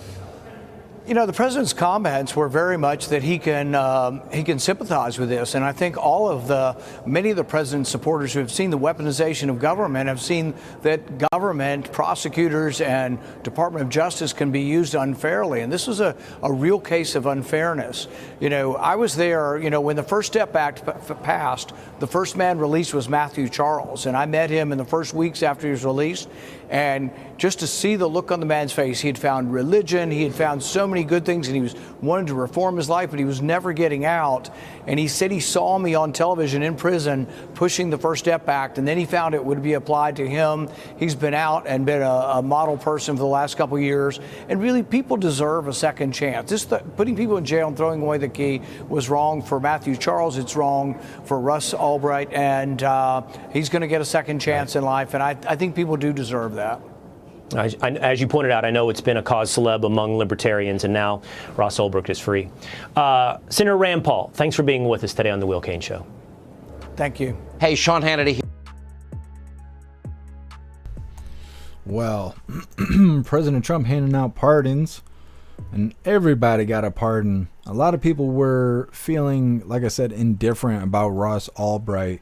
I didn't know who he was until after everybody had brought up that he was the creator of Silk Road and all of that. I've never been on Silk Road. I've never even been on the dark web. I don't think it's worth the headache. It's hard enough to walk into fucking Walmart. Malwart. Anyways, I don't feel any kind of way about this. I don't know if he necessarily got the time he deserved. I mean, they were trying to give him too much time. Now, with the J6ers, they were saying the same thing. They were like, well, don't you think it's not a good idea to pardon J6ers who assaulted police officers and all this stuff? But they'd been in there for years. So even if they were charged for assaulting an officer and stuff, they've already served their time. Now, with this Ross Ulbricht, I don't know what they charged him with. I mean, he created the platform, but he wasn't necessarily doing anything illegal. They were just using the platform to do illegal activity. Now, this reminds me of the guy that created Telegram. The CEO of Telegram was arrested, and then I never heard anything else about that story. So we might have to dig and figure out what happened to that guy. Maybe the government smoked him. You never know. But they picked up the creator of Telegram because people are using Telegram to do illegal activity. And instead of going after the people doing illegal stuff, they just went after him. They just brought him in because he provided the platform.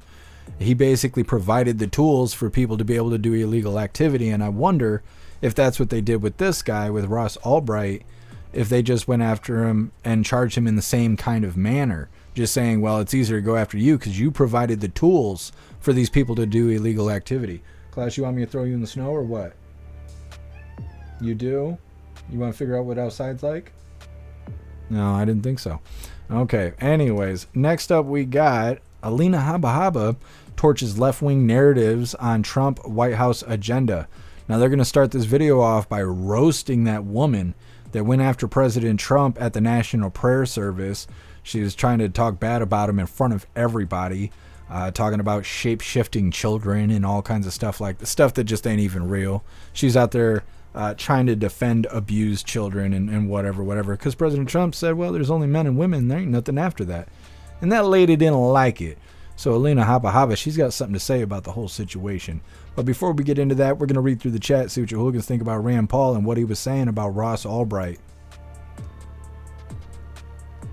Cassie J, I heard he was framed, but I haven't done any extensive research on it. I think there was a documentary on Netflix when it first happened. Interesting. I think it's weird that Netflix gets all these documentaries going. Like Diddy was arrested, and then a week later that documentary on him. Now they got like 3 documentaries on Diddy in his situation. He ain't even gone to court yet. How do you make a documentary like that? I just don't understand it. Netflix is on it when it comes to these documentaries.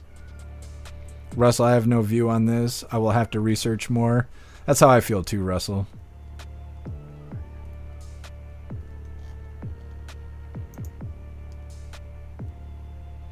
Josh 1776, I wonder if the Mendez brothers will get a pardon next. I wonder. They were already looking for pardons, and there was something else going on. There was like a judge or something that was considering giving them an early release or reclassifying their sentence because of some reasons. Now, I don't know much about the Mendez brothers. You guys were kind of getting me up to date about them when they were in the news more often. But that stuff really died down. Non-woke, Dark Brandon was bad enough. He's the worst. Stoner, people sell kids on social media and they don't lock up Zuckerberg. Yeah, that's true. Well, it's like Snapchat. Snapchat is a platform that's based on lying and being deceitful. People sell drugs and even sell their bodies on there. They do online prostitution, not even just online prostitution. They'll show naked pictures of themselves with a phone number. You call the phone number and this person will drive across the state to come, do things to you for enough money. Nobody goes after Snapchat for that shit.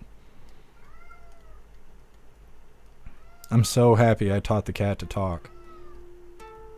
Hey, thanks for being here, Zupia.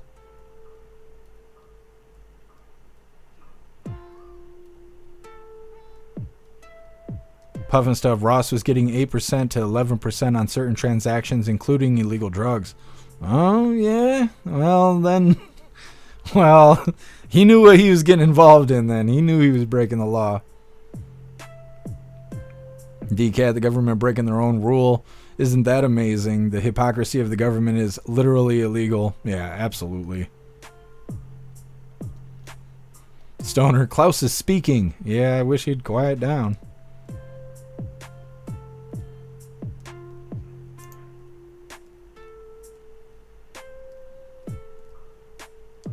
Stoner, Craigslist too. Yeah.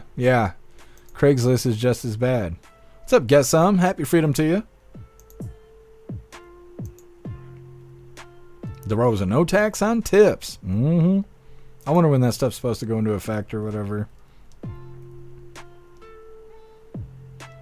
Hickey James, the phone company's guilty then. Yeah, that's a good point. That's a good point. They don't hold the phone companies accountable for things you're doing over the phone.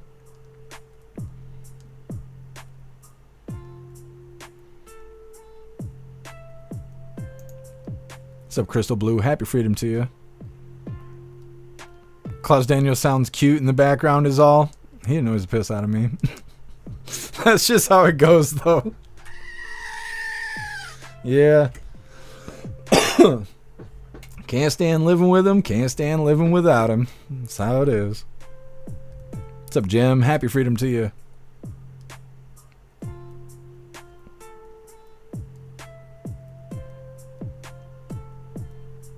Terrell. Is it illegal seeking revenge on having to go back? As far as I know, no. I don't think the border crossers exactly know what's going on. Some of them do, but I don't think all of them do. I thought maybe we would see, like, I don't know, not exactly protesting, but more resisting to being raided and stuff. But I don't think they've woke up to what's going on yet. Cinderella, Klaus said he's hungry. He's hungry all the time. What's up, Steve S? Happy freedom to you. Patriot Operator, like Reddit or Discord. Yeah, that's true too. They don't go after those people. Chatty, 3 J6 prisoners were just released, 7 left. Thank you for letting me know, Chatty.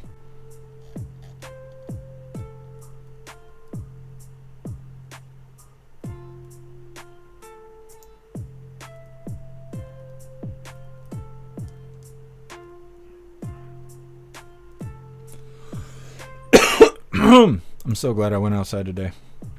Holy. All right, we're going to go ahead and move forward. Like I said, we got Alina Habba. It's titled Alina Habba Torches Left-Wing Narratives on Trump's White House Agenda. I've never been in... Yeah, and like I stated, they're going to be roasting this woman right here, if that's what you want to call this person. She looks like she's on her deathbed. This is the woman that went after President Trump during the national prayer service or whatever, right after the inauguration, like the very next day. Attended the service. This Yahoo got on stage and started laying into President Trump about shapeshifters and border crossers and how he's a really mean orange man. Well, go ahead and hit that like button over on Rumble as well as the CommuTube, and let's get into this. I've never been invited into a one-on-one conversation with President Trump. And I would welcome that opportunity. I have no idea how that would go. I can assure him and everyone listening that I would be as respectful as I would with any person, and certainly of his office, for which I have a great deal of respect. But the invitation would have to come from him. Bro, you'd welcome the opportunity, you say? Yeah, sure. First off, we asked this woman to come on the show tonight, and she has not responded, first off. She was right next to him. You see right over my shoulder. She walked right by him. She could have easily leaned over and said, Mr. President, it's wonderful to see you here today. I'd like to speak with you for 30 seconds if you have a moment. She didn't want to do that. She wanted to be famous. Now she is. All right, Alina Habba, counselor to President Trump, joins us now, freezing her butt off outside of the White House. Alina, thanks so much for coming on tonight. It's good to see you, and congratulations on the new gig. I want to start just off the monologue here, but as you've seen the last 2 days, not much has really changed. We have left-wing bishops scolding Trump publicly. We have the media vilifying everything he's doing, despite the actions being largely supported by the public.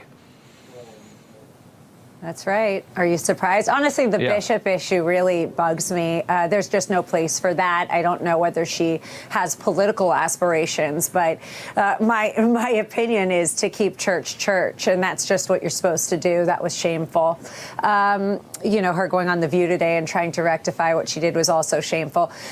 We've seen a president that's actually a president. He's operating as a president, Rob. You and I know him personally, and he's been tremendous. I've never seen so much action in such little time, and I think America really deserves it. I think we've been missing it, and having this transparency and all the EOs and the executive orders that he's been putting out just shows that we're really going to have some serious change very quickly under this administration, so I'm excited to be a part of it. That's great. great. The transparency that we've seen just in the last 48 hours, the intensity, the vigor that we've seen has been amazing to watch. How hungry he is to get things done after having a corpse in the White House for the last 4 years. Politico writing, Trump 2.0 is accessible, saying he did phone interviews with TV journos over the weekend. He did freewheeling press conferences on both Monday and Tuesday, taking questions from all comers, and now follow-ups with a full sit-down on his third day in office. Biden and Kamala Harris might like to take note. This is what people expect from the presidency. It's the biggest job in the world. You're supposed to be busy and working hard. Yeah, nobody works harder than President Trump. If you look at what he did just on the day of his inauguration, he didn't sign one executive order. He signed almost 40, and he took major action. He went to 3 balls. It's endless. Yeah. They actually took us from inauguration right to the West Wing to start working immediately and get sworn in. It's been tremendous. Yep. These are not lazy people. I work with some of the most heavy fighters in America. Many of us were with the president. The president has made very clear that we are to work hard, and we're just trying to keep up with him. But it's exciting. And I think, like you said, this is what he's supposed to do. We just forgot it for the last 4 years. That's exactly right. I want to talk a little about foreign policy here. The president's sending a very clear message to Vladimir Putin. He wants to get this war over with. Says if we don't make a deal and soon, he has no choice but to put high levels of taxes, tariffs, and sanctions on anything being sold by Russia to the United States. He says we need to make a deal. No more lives should be lost. It's funny to think how so many have called him Putin's puppet over the years. If he's Putin's puppet, why is he threatening the president of Russia? And how fast are we going to have something done here? It seems like he could move quick. Yeah, he's made it very clear. If you don't cooperate, if you're not willing to work with us, there will be tariffs, there will be sanctions. That's not just about Russia. It's China. It's anyone that does not have America first policies in place. We are not going to bend over for other countries anymore. We are going to start putting America first policies in place. And that means that economically hitting them when they're not cooperating is frankly what needs to be done. And that's what the president's going to do. He's not afraid of anybody. And more importantly, they are afraid of him, and they should be, because he cares about our country. And he's not afraid to say that, and to say that he will put us above their interests. Yeah, pretty strong words, against the leader of Russia. Let's get this over with, or else you're going to really pay. Alina Habba, thank you so much. Run back inside and warm up, and it's good to see you as always. We appreciate it. Thank you. Right. Good to see you, Rob. Well, there's Alina Habba. We haven't really seen her since President Trump's inauguration. I didn't spot her anywhere in the inauguration, but other people said they spotted her, so I guess she was there. We were looking for her the whole day. That was a 12-hour live that day. But once I came across the video, I figured, yeah, it's time for some Alina Habba. I assume we'll see her more often. She's advisor to the president, so I'm sure that won't be the last time we see Alina Habba. Next up, it's titled, I'm Not Going Back to Haiti. Fox gets exclusive peek into ICE raids in Boston. Now, these raids are going on in other locations, but I guess in Boston there was a group of violent offenders. There's a bunch of, we already know the border crossers. There's a big percentage of them that are violent offenders, and apparently Tom Homan and them, they're going after those guys first. They're not worried about the stragglers and all of that. They're going after people who are a threat to all of us. And then they're going to crack down on the smaller guys. But either way, I'm glad to see that the raids have begun. The mass deportation has begun. We covered that yesterday. There's already shelters being built in Mexico, but those are for Mexican nationals only. These raids are for everybody. It doesn't matter where you came from. If you're a violent piece of shit, you're getting picked up. It's coming up next, but first we're going to read through the chat, see what you hooligans think about Alina Habba. Guess she has no idea how gorgeous she is. There's a hooligan over on Rumble trying to convince people she's not that great. It's an uphill battle, though. Russell, the long neck of knowledge is great. Yep.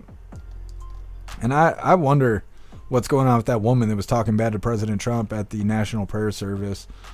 Like, yeah, she's getting a lot of attention right now, but I wonder what all of that attention is like. I wonder if she has regrets for her actions. Most lefties don't regret anything, even though they eat shit hardcore every day, usually because of their own choices. But I am curious about the kind of attention she's getting. Non-woke magalicious. Rappy Alina is classy. I think so too. Pumpkin Alina's a pretty lady. She is. She's a nice lady. Pumpkin, she was nicely hateful to our president. Yeah, Pumpkin is true.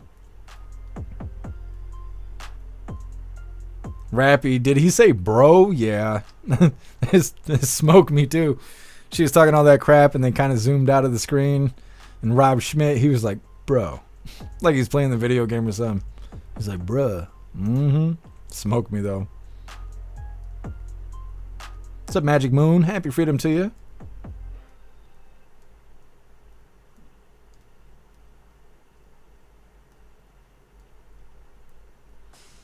The Rosa, Trump is rushing to make a deal.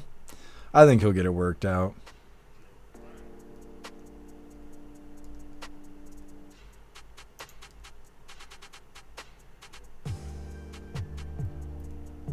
Chaplain, happy freedom to you. This female bishop is not only scripturally incorrect on what she said regarding shapeshifters, but her being a bishop is also scripturally incorrect. Yeah. Well, she doesn't seem that interested in the Bible. If she's trying to tell President Trump he needs to feel really bad about what he said about shape-shifting children, when shape-shifting children's not even a real thing. It's only abused children. Children are, well, I don't have to get into detail about it. There's no gay children or anything like that. It's not a real thing. They're children. I don't know why the left can't understand that they're children. It's like, you think kids like vodka or whiskey? Neither. They're fucking children. Like, I don't know why it's so hard for them to grasp that. What's up, Smelly? Happy freedom to you. Smelly Musk is, I can't even say his name. Elon's XAI is outsourcing software engineer jobs to India. Not really surprised. I think he was saying he was in favor of the visas or whatever to bring in foreign employees and whatever, instead of hiring Americans that are capable of doing the jobs. Newtown sent Fauci to Russia. Yep. I don't know if that would help us, but I mean, it'd be nice to not have Fauci anymore. I'm doing all right, Smelly. How are you doing? EFO, happy freedom to you. Californians are going redder than gold rushing. Yeah, in the Bay Area. It's awesome, EFO. It would be so crazy to see California vote red. What's up, Skulls? Happy freedom to you. Hooligans Island, that bishop's feet were smoking even through they're wrapped in tinfoil. Just so she can make it through the church service.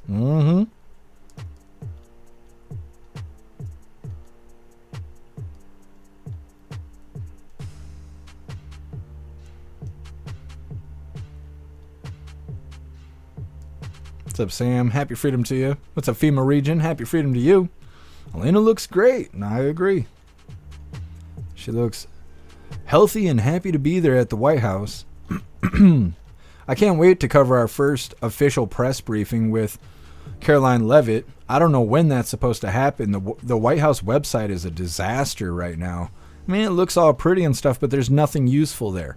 You used to be able to see schedules and what lives were running every day and all that's gone. They just removed the entire pages. So all the URLs that I had bookmarked for the White House, they all just redirect me directly to the homepage now. There is no useful information on the White House website. I hope they change that. Otherwise, I don't know how we're going to know when the press briefings are happening. I guess we'll just have to guess.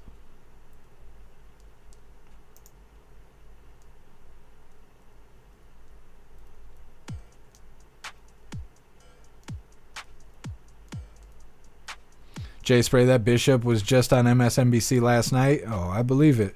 Like I said, she's getting a lot of attention, but I wonder the good to bad attention ratio. What's up, Nana? Happy freedom to you. Cody, just bad parents. That's right. There's no shape-shifting kids. There's just bad parents. DeRosa, Trump does his own briefs. Nah, that's different. Caroline Leavitt is the new press secretary. She will be covering press briefings at some point. Smelly, give it a month or so. White House will be back. I hope we don't have to wait a month before we have press briefings, though. That's all I care about, is to be able to cover the press briefings on time. What's up, Scott Johnson? Happy freedom to you. All right, I think we're good to go. We're going to go ahead and move forward here. This next one, like I said, is titled, I'm Not Going Back to Haiti. Fox gets exclusive peek into ICE raids in Boston. Out in Boston. Come on, man. All right, hit that thumbs up over on Rumble as well as the Goof Tube, and let's get this rolling. Now this, Fox was able to get exclusive access to ICE's elite team in the sanctuary city of Boston. Bill Malutian is there. Bill, you saw the first images of Trump's mass deportation efforts. Tell us about it. Yeah, Brian, good morning to you. We certainly did. In the early days of this Trump administration, ICE officials tell us they're taking what they call a worst first approach, meaning they are targeting the worst of the worst criminal alien offenders first. And we were given exclusive access to ICE's elite team right here in Boston as they went out into sanctuary jurisdictions and enforced immigration law. Good morning, everyone. It's a frigid 5 degrees in the pre-dawn hours just outside of Boston, where this team of elite ICE officers is briefing on their targets for the day. We're going to be targeting some extremely violent offenders today. Within moments, the officers are on the move, with eyes on their first target. Looks like we got movement, target vehicle coming out. They quickly take him into custody. He's an MS-13 gang member wanted in El Salvador for aggravated murder. And he has an Interpol red notice out for his arrest. We are targeting very violent threats to our community. I'm not going back to Haiti. One of those threats is this illegal alien from Haiti. ICE says he's a gang member with 17 criminal convictions in recent years. Trump, you feel me? Yo, Biden forever, bro. Thank Obama for everything that he did for me, bro. ICE Boston quickly takes down its next targets, including this illegal alien from Brazil who has an Interpol red notice for armed robbery. This Salvadoran illegal alien charged locally with rape and released by a sanctuary jurisdiction. Señor, ¿cómo se llama? And this Dominican illegal alien charged with assault with a deadly weapon and heroin trafficking. Officers also arrested this Guatemalan MS-13 gang member facing gun charges. ICE says he was released from local custody just the day before. Their detainer request was ignored because of sanctuary policies. And in a sign of shifting priorities with the new Trump administration, this man, who was in the same apartment as the target, was also arrested after ICE determined he's also in the U.S. illegally. This is what ICE calls collateral. So you guys got your main target just now, but you got somebody else. What just happened? So our main target was released by a sanctuary jurisdiction, not honoring a detainer. That person was released back into the community, and when we went to go find him, he's with somebody else who was previously removed from the United States. So he's going to go today too. And that is exactly what Border Czar Tom Homan has warned would happen. When we find the bad guy, he's probably with others that are in the United States illegally. They may not be a criminal priority, but we're not walking away from them. ICE Boston says they will continue to go into sanctuary jurisdictions and do their job. Today was a good day. Today we took several significant public safety threats out of our communities. Unfortunately, a lot were released by sanctuary policies, but we're here to tell the Commonwealth and the rest of the country that we're going to find them whether they're released or not. And just a short time after we wrapped up filming yesterday, ICE Boston told us they picked up 2 more targets in different parts of town away from our cameras, one of which was a previously deported Honduran illegal alien now arrested for allegedly raping a woman and putting a gun in her mouth. The second is a Haitian man who first flew into the U.S. in 2023 as part of President Biden's controversial migrant flights mass parole program. Well, ICE arrested him yesterday because he is now facing local charges for sexual assault. We'll send it back to you. Bill, such an excellent report. Thank you for that very much. All right, the mass deportations have begun. Raids happening. Each one of those people are from a different country. Like I said yesterday, we covered shelters being built on Mexico's side for Mexican nationals. And these guys, they're getting a different kind of treatment. These Mexican nationals, they can go to the shelter. These guys, they're going to be in lockup until they get deported. They don't have a shelter to go to. But it's good to see that they're not wasting any time with this mass deportation. It's going to take time and it's going to cost a lot of money. And when you got time to be screwing around, the longer these assholes are on the streets, the more Americans they're going to try and hurt and kill and kidnap and do other bad things too. We need to get these fuckers out of here. Next up, we got MTG smoking the press. I don't even need any context. It's just self-explanatory. It's coming up next, but first we're going to read through the chat, see what you hooligans think about this deportation situation. And I think we'll do the unboxing after the news. That's what we'll do. Either way, reading through. I guess you're probably right. You're probably right. I still don't know if I could say that word out loud or not. Free Speech Saturday, I could. Russell, deport them all or throw them in prison for life or execution. Yeah, I really don't. I don't know. I feel so indifferent about it because if we put them in prison, yeah, they're kind of getting what they deserve, but we're paying for them to be here. If they get deported, well, maybe they're not being held responsible for their actions. So I always feel indifferent on it. They need their ass whooped. That's what they need. They need their ass whooped. They need real consequences. The consequences got to fit the crime. But these guys, these are real evil people. Man, it sounds like a bunch of great guys. Yep.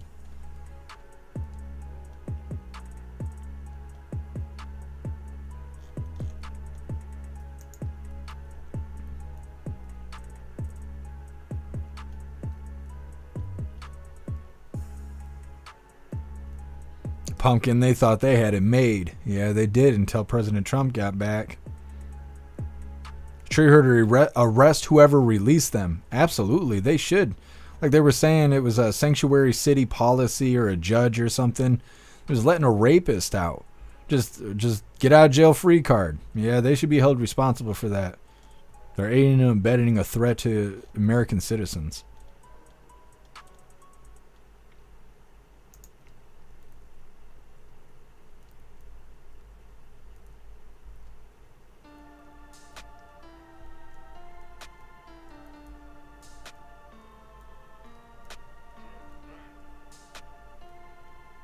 Magic Moon, wow, criminals thanking previous presidents. Yeah, loudly. He's saying F Trump, then he's turning around shouting out Obama. Like, well, even the criminals know who the bad guys are.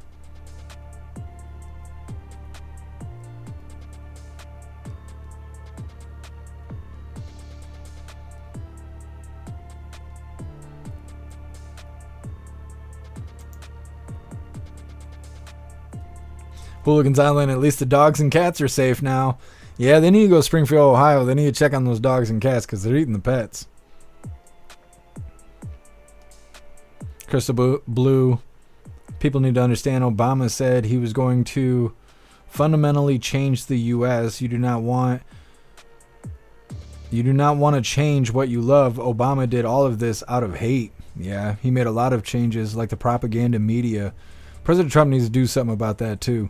Because the media shouldn't be able to lie about this stuff. I mean, I believe in free speech, but I think the press should be less biased about stuff. They should be more worried about providing details and less worried about spinning stories.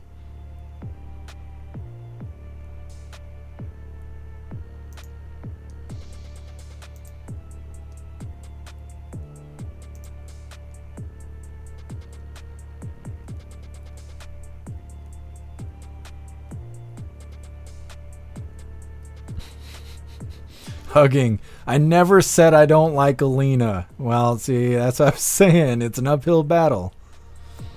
You can't make people like Alina Habba. You guys don't do that. Magic Moon, perhaps the jails are full. Well, if the jails are full, they'd just build more jails.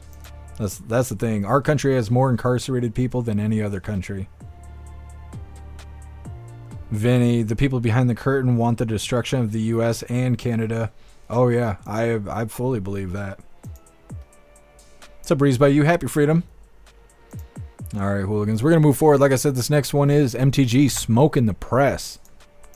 Got them all rolled up nice. She was pearling them like a blunt. Anyways, let's go ahead and get into this. Just wasting no time. singeing that ass. Hit that thumbs up over on Rumble as well as the GoofTube, and let's get into this. Can you talk to us a little bit about the January 6th pardons? Do you agree with President Trump? Oh, I'm thrilled with President Trump, and I'm very thankful to him. You know, over 95% of Antifa BLM rioters were never prosecuted. They never served time in prison. And many of these communities that were burned to the ground, BLM never donated that money to help build those communities back.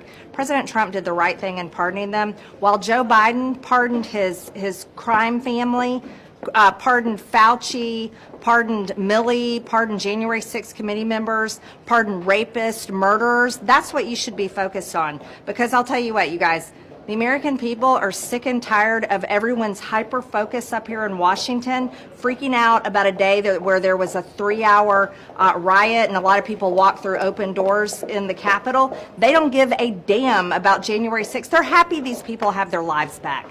You know what people care about? Border security, the economy, jobs. They care about, they're sick and tired of the foreign wars. That's what people care about outside of this city. So the hyper-focus by the media on January 6th needs to end, because I'm hearing from people at home, I hear from people all over, they think you're pathetic because that's all you talk about. They think you're disconnected with the American people, and they think you don't understand it. So everybody needs to put their big boy pants and big girl pants on and move on and actually care about what the American people care about, and it's not January 6th, okay? For some of the rioters, though, who engaged in violence with the police, fought against the police. There was a stun gun incident as well. I mean, should there be accountability there? Is that the same as like the murderer that like murdered an 11-month-old child and murdered a young woman that Joe Biden pardoned? Is that the same thing? A stun gun and a young woman and a baby that was killed? So why don't you do apples to apples instead of creating this like whole thing about how terrible this is? Again, get over it. I hope these January 6th defendants move on with their lives. I hope that they are able to be happy, because I tell you what, they've suffered enough, and that's the reality. But is there ever an excuse for assaulting a police officer? You tell me. Antifa and BLM, over 95% of them never prosecuted. But that justifies what happens on January 6th? Never served time in prison. Never served time in prison. But does that justify all Joe Biden's pardons? Does that justify all Joe Biden's pardons? Murderers, rapists, Fauci, Milley, Biden crime family? Get some therapy. Seriously. Some members have said they'll do tours in the Capitol. Would you do that? They already had a tour. Smoking them. Now they were trying to do the same thing that they were doing President Trump, trying to say, oh, but you're giving pardons to people that were beating on cops and stuff, so that means that you must support assaulting police officers. And they just spinning it. Marjorie Taylor Greene, she was ready for it though. She wasn't messing around. She had all kinds of stories to compare it to, and she's like, you guys are just biased and pathetic at the same damn time. Smoked them. They didn't have a chance. Next up, we get the last little bit of the news. Now this is titled this way. Don't blame me for how this is wrote, but it's titled, Former Proud Boy leader celebrates release after Trump pardon. Now, like I said before, we did cover Enrique getting the pardon, being released. I think he was going to he was in an airport or something like that. It was a really brief interview. This is an actual interview to get details from him, talking about what it's like since he's got home, what's going on with Proud Boys and all that kind of stuff. And all of that's coming up next. But first, we're going to read through the chat, see what your hooligans think about Marjorie Taylor Greene smoking the press.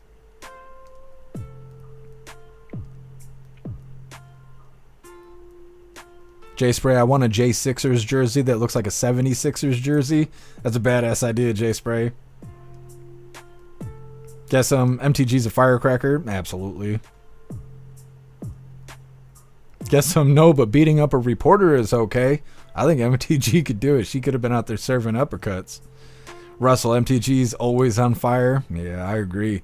She's also like a director or a part of the board of DOGE or something like that as well. I don't know exactly what her job is going to be as being a part of DOGE, but she is involved in that. And I think as we see DOGE become a little bit more active and upfront, because like we talked about before, Elon and them, they're supposed to be giving us reports. They were talking about weekly or monthly reports or even a podcast episode where they would express to us all the work they've been doing, how much money they're saving us, and things like that. So I assume when DOGE becomes more active, I mean, there was numbers on the screen when we checked the debt clock. So, I mean, apparently they're doing something. But when they become more active and a little bit upfront about what's going on, I assume we're going to see more of Marjorie Taylor Greene.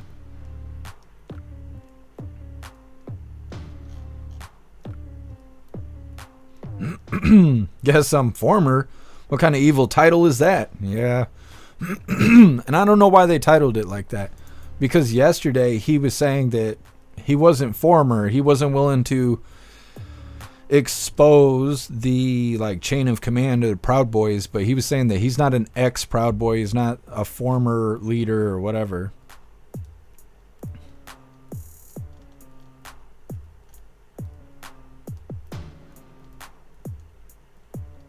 Tiger Jaw, happy freedom to you.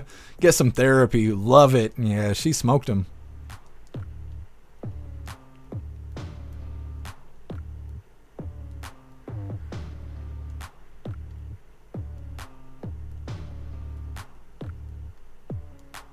Free the Tex and MTG getting up in their ass. Like their boyfriends. They didn't like it though. Not even a little bit.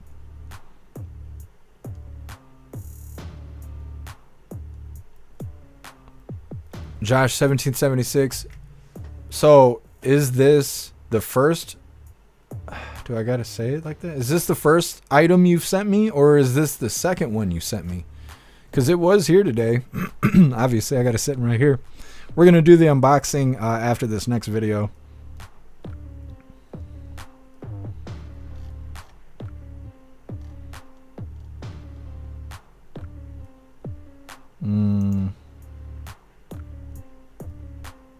Hold on a second.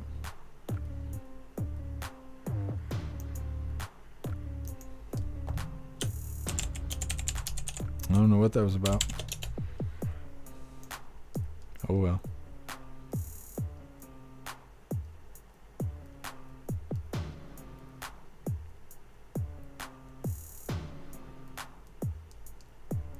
Yeah, Josh 1776.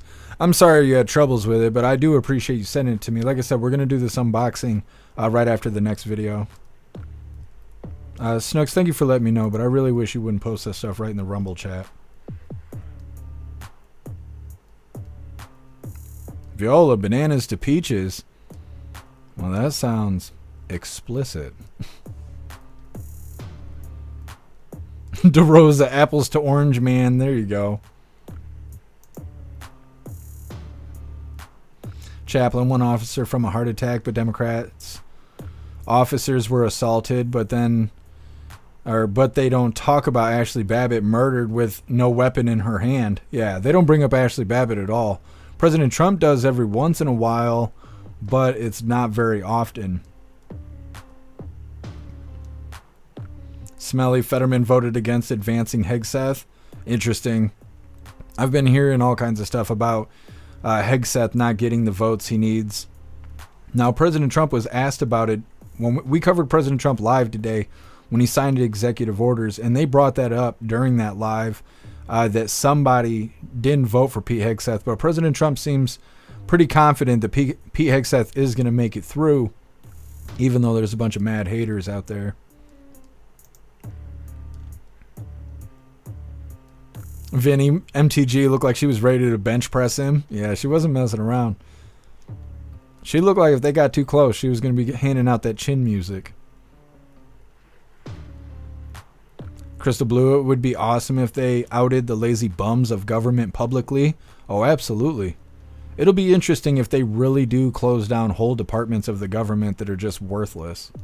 What's up, Tommy Two Guns? Happy freedom to you. I'm sorry my voice sucks today. It probably sounds terrible.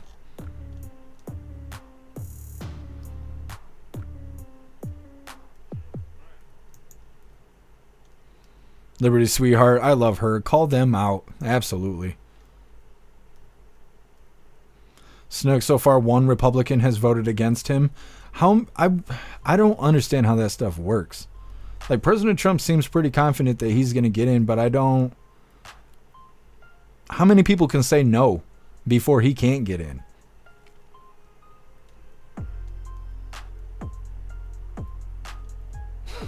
Guess some, you crack me up.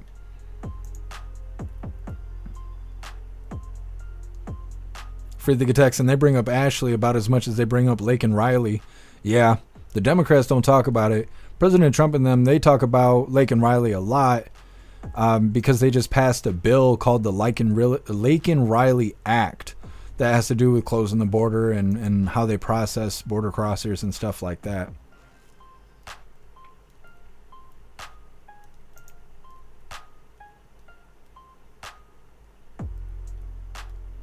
Jay Spray, but if they close down useless government, there would be no government. Well, you're not wrong, Jay Spray. You are not wrong.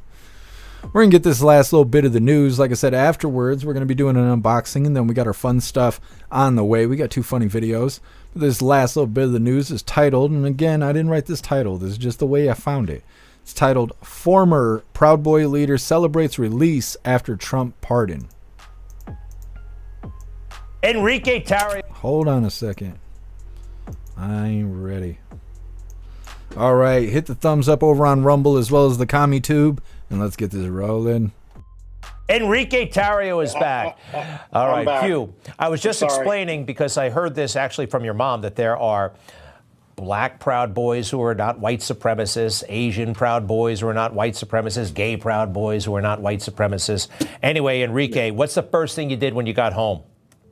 Well, as you saw, I hugged my mom and my fiance on the way out of the plane. You asked what I did when I get home. I did it again, Greg. It's been an amazing day. I don't know where I got cut off last time, but it's not just an amazing day for me. It's an amazing day for many, many families. About 1,500 families got their life back today. And my 4 guys, Joe Biggs, Ethan Nordine, Dominic Pizzola, and Zachary Rell, they got to see, some of them got to see their daughters for the first time. So I'm very excited about that. And we just knew, we knew that we had a president that his motto is promises made, promises kept. And we couldn't be happier with the president of the United States, not just for this, but for everything that's going to happen in these next 4 years. We already see that he means business from day one. But it was amazing that he brought so many families together. I think no other president in history of the United States has ever done something like that. I want to show the full screen again where the seditious conspiracy conviction and the sentence of 22 years. That is hard time. And I also want to emphasize here, though, that you were not at the Capitol. You didn't break anything. You didn't hurt anybody. I saw one of the emails that was said to be, oh, so incriminating. It was benign. It really wasn't. It wasn't much of anything. And nobody, very few people in our culture were supporting you.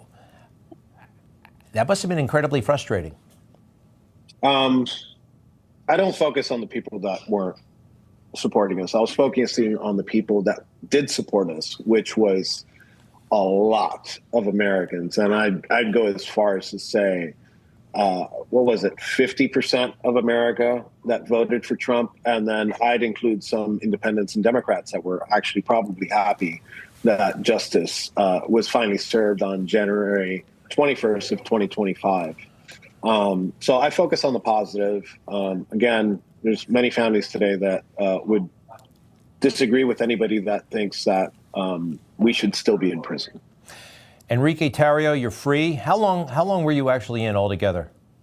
I was one of the lucky ones. I got picked up a little bit later. I got picked up, I think I did almost 3 years.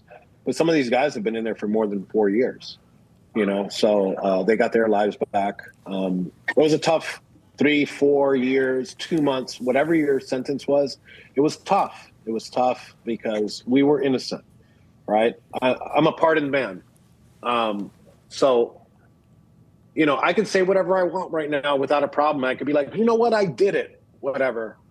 But I can't say that because I didn't do it. So there's no other way to spin this. Innocent people got freed today and got reunited with your family. And I keep using that theme because that's probably the most important thing that we have is family. Trump says it's America first. And we know how we get to America first is that we put our families first. Information. Well, the leader of the Proud Boys there, happy to be home.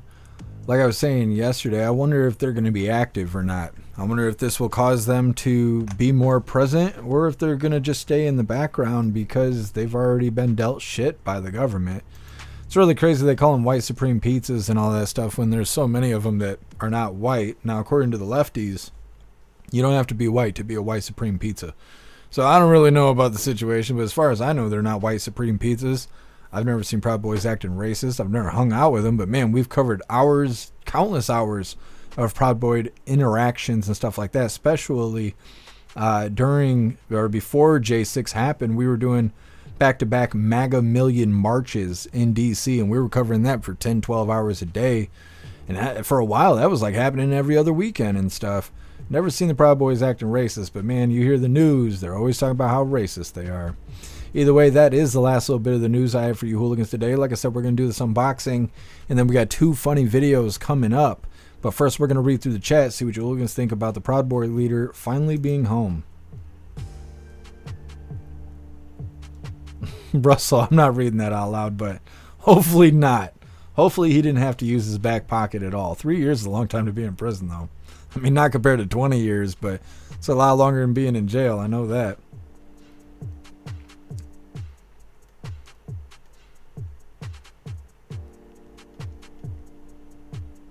Russell, these people needed to be released. Yeah, they weren't charged with crimes that deserved years.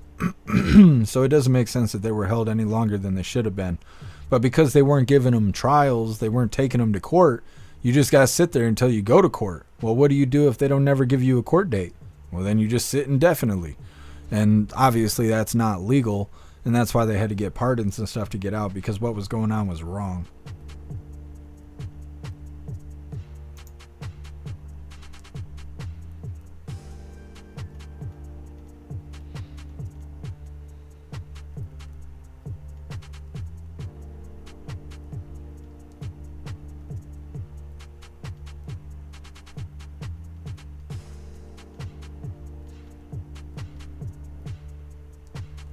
Hey, thank you for being here, Rappy. I hope you have a good night.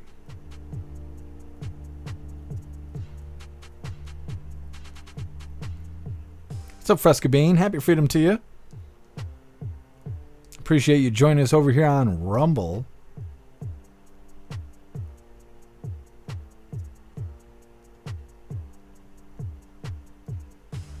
Done. I've liked Joe Biggs since he worked on InfoWars.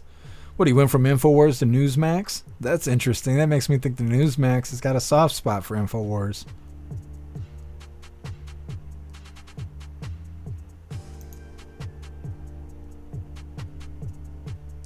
Thank you for being here with us, Nana.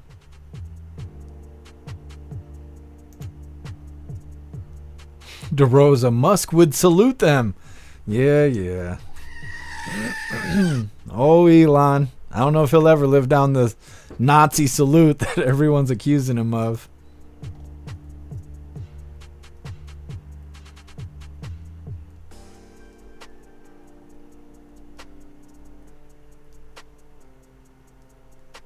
What is going on Twitch? Twitch always reminds me of Portland. It's always a dumpster fire over here. Smelly, a lot of them are racist. See, I've never seen racist Proud Boys. I mean, I don't know every racist out there, so, I mean, I'm not going to say there's not. I just haven't seen them.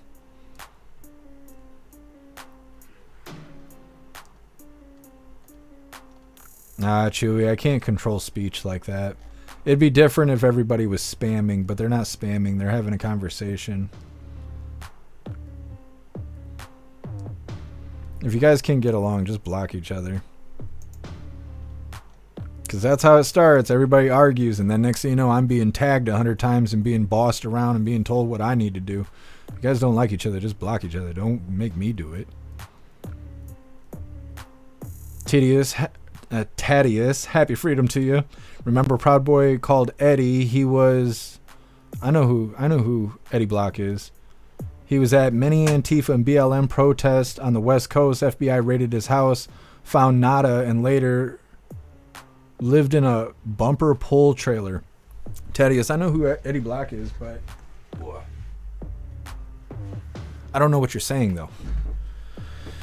Eddie Black was raided because he was taking pictures with Alex Jones and Owen Schroyer. Eddie Black was a Proud Boy. I don't know if he currently is a Proud Boy anymore, but yeah, he did get raided, and they did take all of his electronics. I can't remember if he got his electronics back or not. I've never seen Eddie Black do anything bad or wrong, though. He's always seemed like a fair guy, funny. I've never seen Eddie Black do anything bad at all. I think Eddie Black's a cool guy. What's up, Cheeky Chops? Happy freedom to you. Steve S. Nazis are socialists. I'm sure the richest man in the world is not a socialist. Yeah, well, I've said this all week, but I don't think Elon was doing a Nazi salute. I think he's just eccentric. He's a giant man-child, and he just made a gesture that resembled some Nazi shit, and I don't think it was intentional.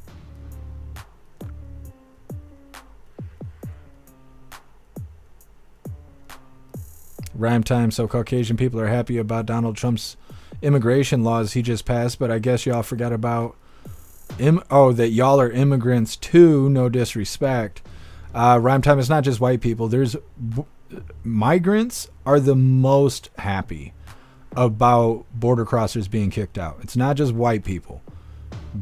Migrants who had to go through the hoops to come here legally, spend the money, get interviewed by the Fed boys for a year or more, show up, prove shit, provide paperwork, do what they got to do to come here legally, just to turn around and watch border crossers come here and get free shit. Just walk right in the door and be treated like royalty.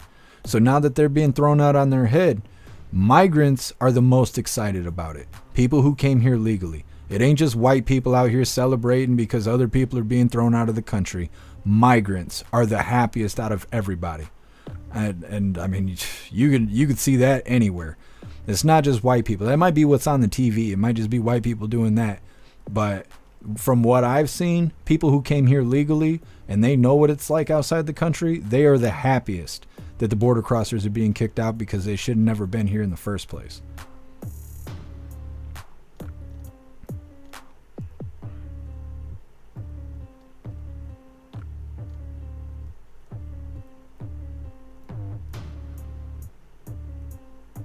Amaris, happy freedom to you. He wasn't there. I was watching him on the live stream. No, he was arrested when he got off a plane or something. It's like he landed in D.C. and got arrested. They were saying he was an informant, and I think it's really weird that they're not saying that anymore. Because as far as I know, nothing's changed. He was arrested. They went all over the news claiming that he was an informant for the FBI. Every news channel was covering it, and then he disappeared because he was incarcerated. Now he's free. And you don't hear one thing about him being an informant.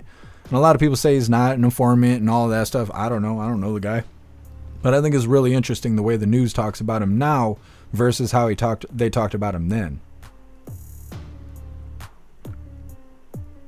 Crystal Blue, Nancy Pelosi should be jailed. She set the J6ers up. Yeah, and she refused to call in the National Guard after everything happened. And they want to talk bad about President Trump, calling him an insurrectionist and all of this stuff. Well, then how come Nancy Pelosi's not being held accountable if she was the one to call in the defense and she never did? She should be liable for that, but they don't want to talk about that.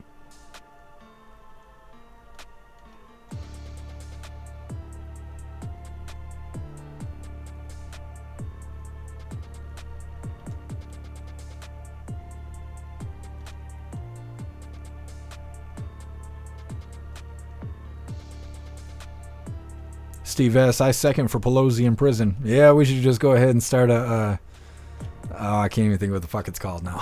Where you get signatures or whatever. I can't remember what it's called right this second, but maybe we should get that going. We get enough signatures, Pelosi be held accountable.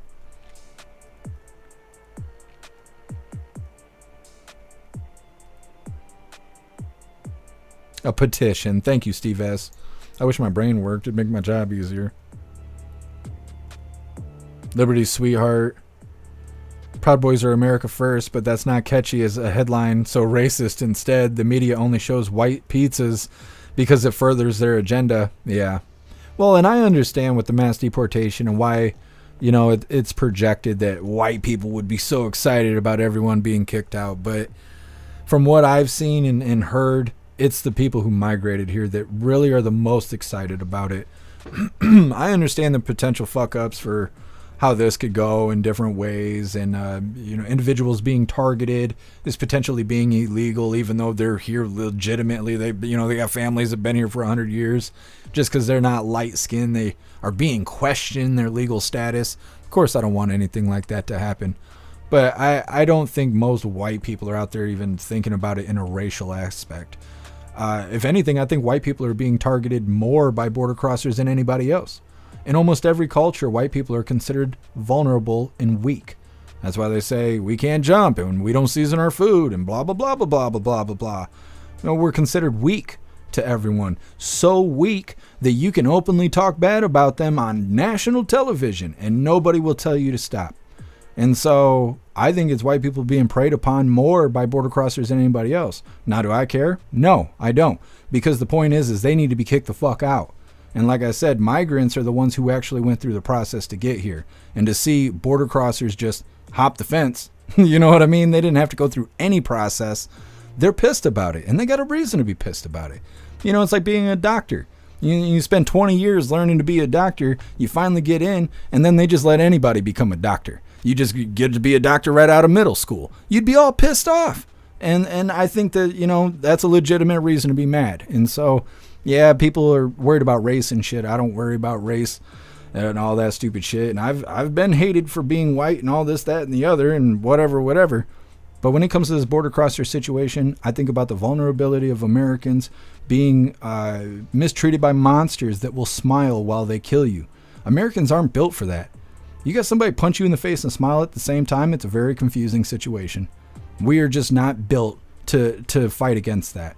Now, if you have somebody smiling at you while they stab you in the chest, you just are stunned because we're not used to that. We always think of evil people and bad people, mad, angry, shouting, hurting you. But these border crossers aren't like that. They enjoy hurting you. So they'll smile while they're doing it, and you won't even defend yourself because you're not used to dealing with that kind of evil. That's how I perceive the border crossers. And when I see them getting thrown out of the country, I don't think skin color. I think yay us. We don't have to face that evil anymore. I've dealt with shit in my life. I'm not worried about somebody trying to do something to me. They're going to get tuned up. But for everybody else out there, women, children, elderly people who are being attacked and set on fire by border crossers, those are the people I'm worried about. I'm worried about Americans that are being victimized by these border crossers. So these assholes need to be thrown the hell out. And like I said, migrants are the ones who are really celebrating this because those border crossers should have never came here. They should have never been given a free pass to come here. It's a pain in the ass to get here and be a legal citizen, and it's something to be celebrated because migrants come here for the American dream to be a part of America. The border crossers are coming here to take advantage. They don't want to be Americans. They want to eat Americans. And so that's just how I feel about the border crossers. Either way, like I said, that is the last little bit of the news. We're going to do an unboxing really quick. And we got 2 funny videos coming up next. God, with as much as I'm pissing everyone off today, you won't even stick around long enough for the funny video. All right, got a nice little gift here from Josh1776. Let's see what we got. Oh, it smells like coffee. It smells good. What is this? Stumptown Coffee Roasters. This is Hair Bender. I got a hair juicer, now I got a hair bender too. Can't wait to try this out. Smells good. Smells real good. Stinks good. This next one here is Pete's Coffee Dark Roast. What does this say? Major Dickinson's Blend. This is make your wiener grow 2 inches. There you go. There you go. Awesome. I can't wait to try this. I'm going to be all jacked up on coffee tonight. Yes. Oh, the full deal. I don't know if YouTube's going to let me show this. They might consider it a weapon or something. They're going to blow their man pun out. A Mr. Coffee. What is this? Is this a grinder? With 5 grind settings. Badass. Thank you so much, Josh1776, for all the coffee preparations. Holy, keeping Coffee with Hooligans alive. I appreciate you, Josh1776. I'm sorry it was such a hassle, but I really appreciate you sending me a gift. You're a badass. All right, Hooligans, we're going to get into the fun stuff. This first funny video is titled Joe's Last Day Felt Like Forever. It's coming up next, but first I want to remind you hooligans really quick, if you would like to support the live to keep us running, you're welcome to use that Linktree link in the description in order to send donations. You can do that by using PayPal, Cash App, Stripe, Locals, Buy Me a Coffee, or you can even send crypto. Let's go ahead and get into the fun stuff here. Now, you might have to turn your device up to be able to hear this. You might not have to. It is slightly quiet, but it's really funny and it's definitely worth the listen. So, like I said, this is titled, let me get this all set. This is titled, Joe's Last Day Felt Like Forever. So, what now? We're going to get in the helicopter. What's that? Helicopter? It's the thing that goes like this. How am I going to get in a helicopter? Don't worry, Joe. You're going to get in. It's going to take off, fly in our beautiful American sky, and land right by your house. Sounds good. Where's my house? You have a beautiful house. Where's your house, Jill? Don't worry, Joe. She's going to take a good care of your house because she's a housewife now.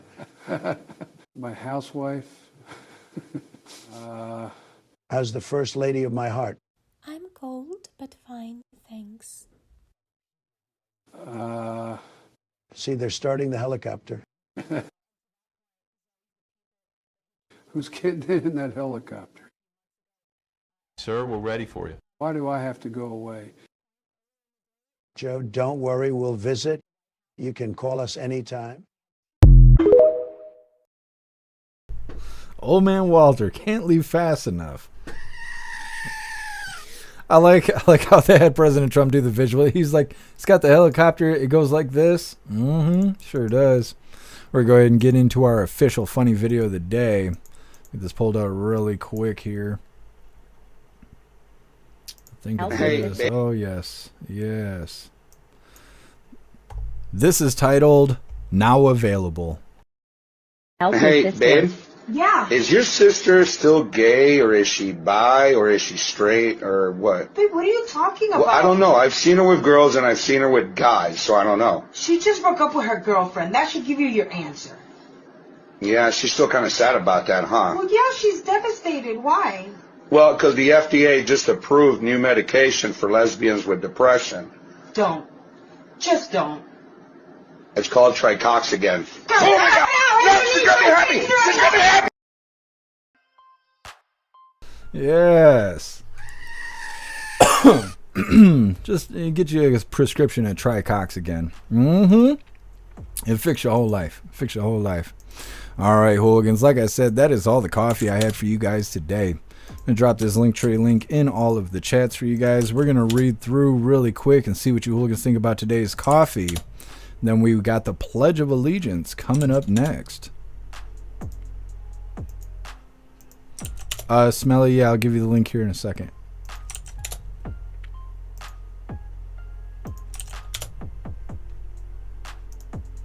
All right, just a moment here.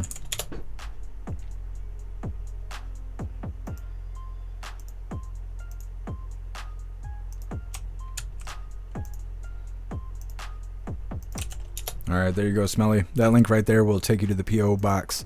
All right, hooligans, there is the Linktree link where all of my links are listed. So if you would like to make donations, join membership programs, or purchase any merch, really appreciate it. All of your guys' contributions keep us running every day except for Sunday, because we got to have a day to recharge those batteries. Definitely go join Discord. Discord is our free hooligan community. It's the best way to be notified every single time we go live. The hooligans are there, keeping the conversation going 24/7. We have 2 news boards to keep you up to date with everything going on around the world. So definitely go join Discord. If you're feeling real saucy, go join jeffmaclive.com. Over on the website, it is the best way to experience a live. Our built-in chat has more ability than any other platform. You can post memes and GIFs and custom emojis and links and all kinds of stuff right there while watching the live. You'll also have access to Hooligans Alley, which is our private social media area. You will also have access to the forums, which is to encourage open discussion. You'll have access to the arcade, which is full of games that are a ton of fun. And you'll also have access to our advanced messaging system with the built-in group chats that gives you the ability to text each other, call each other, video call each other, group texting, group calling, group video calling, and more. Plus, you'll be able to join us Fridays, 6 p.m. Eastern Time for our voice chat, which is too much fun. So definitely go get yourself a membership at jeffmaclive.com. We're going to read through the chat really quick, and we got the Pledge of Allegiance coming up next. Russell, I hope I win my first cockfight. Praying for you, Russell. Have a good night, Muskie Boss. Appreciate you being here. Thank you, Breeze by You.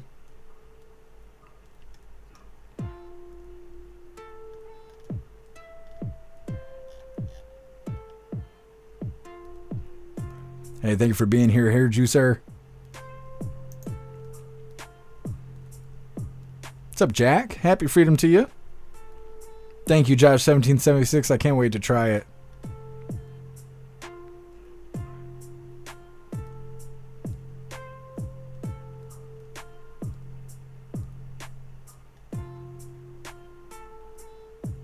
Too old to care. When shapeshifters get old and get dementia, do they reset? I'm not sure. I don't think they ever live that long because they got like a 70% chance of self-deletion according to their own numbers. I don't think shapeshifters grow old. Hey, thank you for being here, Roy. Thank you, Pumpkin. You're the bestest. Thank you, Zeus Boot. Appreciate you being here. Thank you, Magic Moon. Thank you, Viola. Thank you, DeRosa.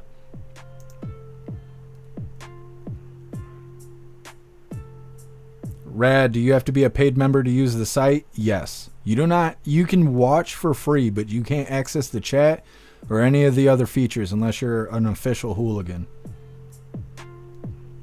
I appreciate you, Smelly. Just let me know what day it's supposed to arrive so I can go to the post office. I don't check it every single day just because it's a pain in the ass to have to drive to the post office and they won't answer my phone calls. And it's kind of a long story because I have this love-hate relationship with the postal service. But if you let me know when it's supposed to arrive, I will go check it out.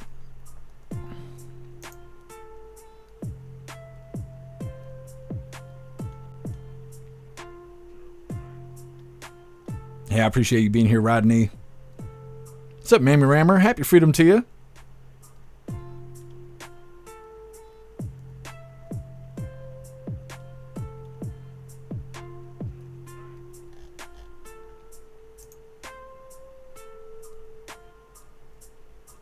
Thank you, Liberty Sweetheart. Yep, it's coming up next. What's up, Paul? Happy freedom.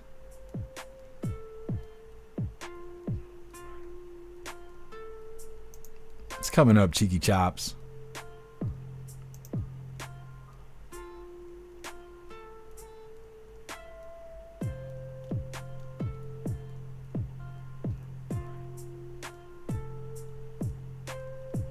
Hey, thank you, MU. I could do that, Josh1776. Happy freedom to you, Sage Pop.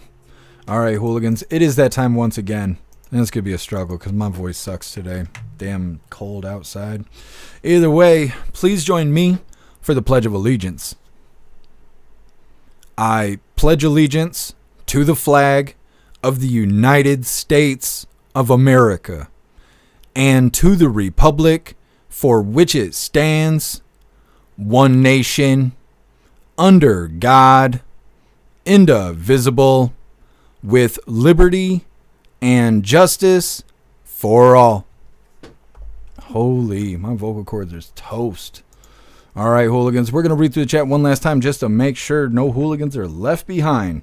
But like I said, we are going to be wrapping this up.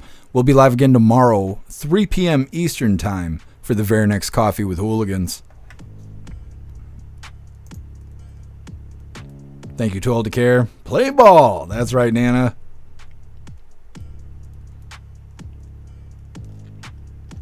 Happy Freedom Shroomish. I appreciate you being with us.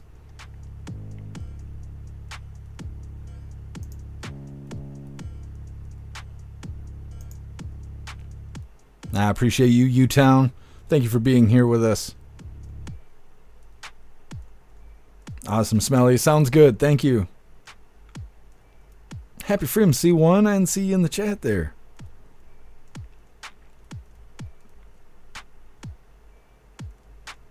Hooligans Island. No balls in the stalls. That's right. Yeah, and I think we're going to have Tim McBride problems too. Tim McBride goes by Sarah McBride. They're the first shapeshifter to be elected to Congress. So they are on Capitol Hill now. Now, we saw Nancy Mace and Mike Johnson going to war with these people over what bathroom is supposed to be used by who and whatever, and it was all because of Tim McBride. Tim McBride is not impressed with the statement made by President Trump saying there's only boys and girls and that's it.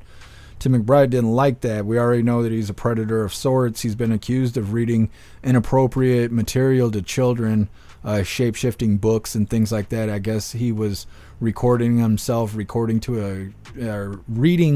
to a kindergarten classroom or something like that. It was supposed to be like a promotion of him being so great and having, I don't know what it is. Either way, it was supposed to be like a promotion, but he's a predator just like the rest of the shapeshifters there, so I assume sometime in the future we'll be covering stories about Tim McBride. Thank you, Cassie J. Appreciate you being here with us. Thank you, Russell.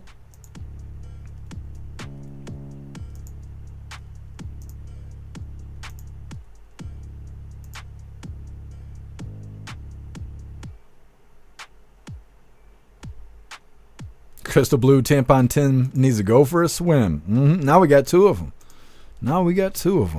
All right, hooligans, it looks like we are good to go. Like I said, we will be live again tomorrow, 3 p.m. Eastern time for the very next Coffee with Hooligans. I really appreciate all of you guys being here. I hope you guys have a fantastic night. Try and stay warm. Of course, go out there and have fun, but be safe. Those crazies are out there, and they're crying harder than ever because President Trump is back at the White House. Huge shout out to everyone that made donations, joined the membership programs, or purchased any merch. I really appreciate all of you hooligans, and I wouldn't be able to do any of this if it wasn't for you. So thank you so much for all your support, and I'll see you on the next live. Until then, stand tall, shine bright, and that's a wrap.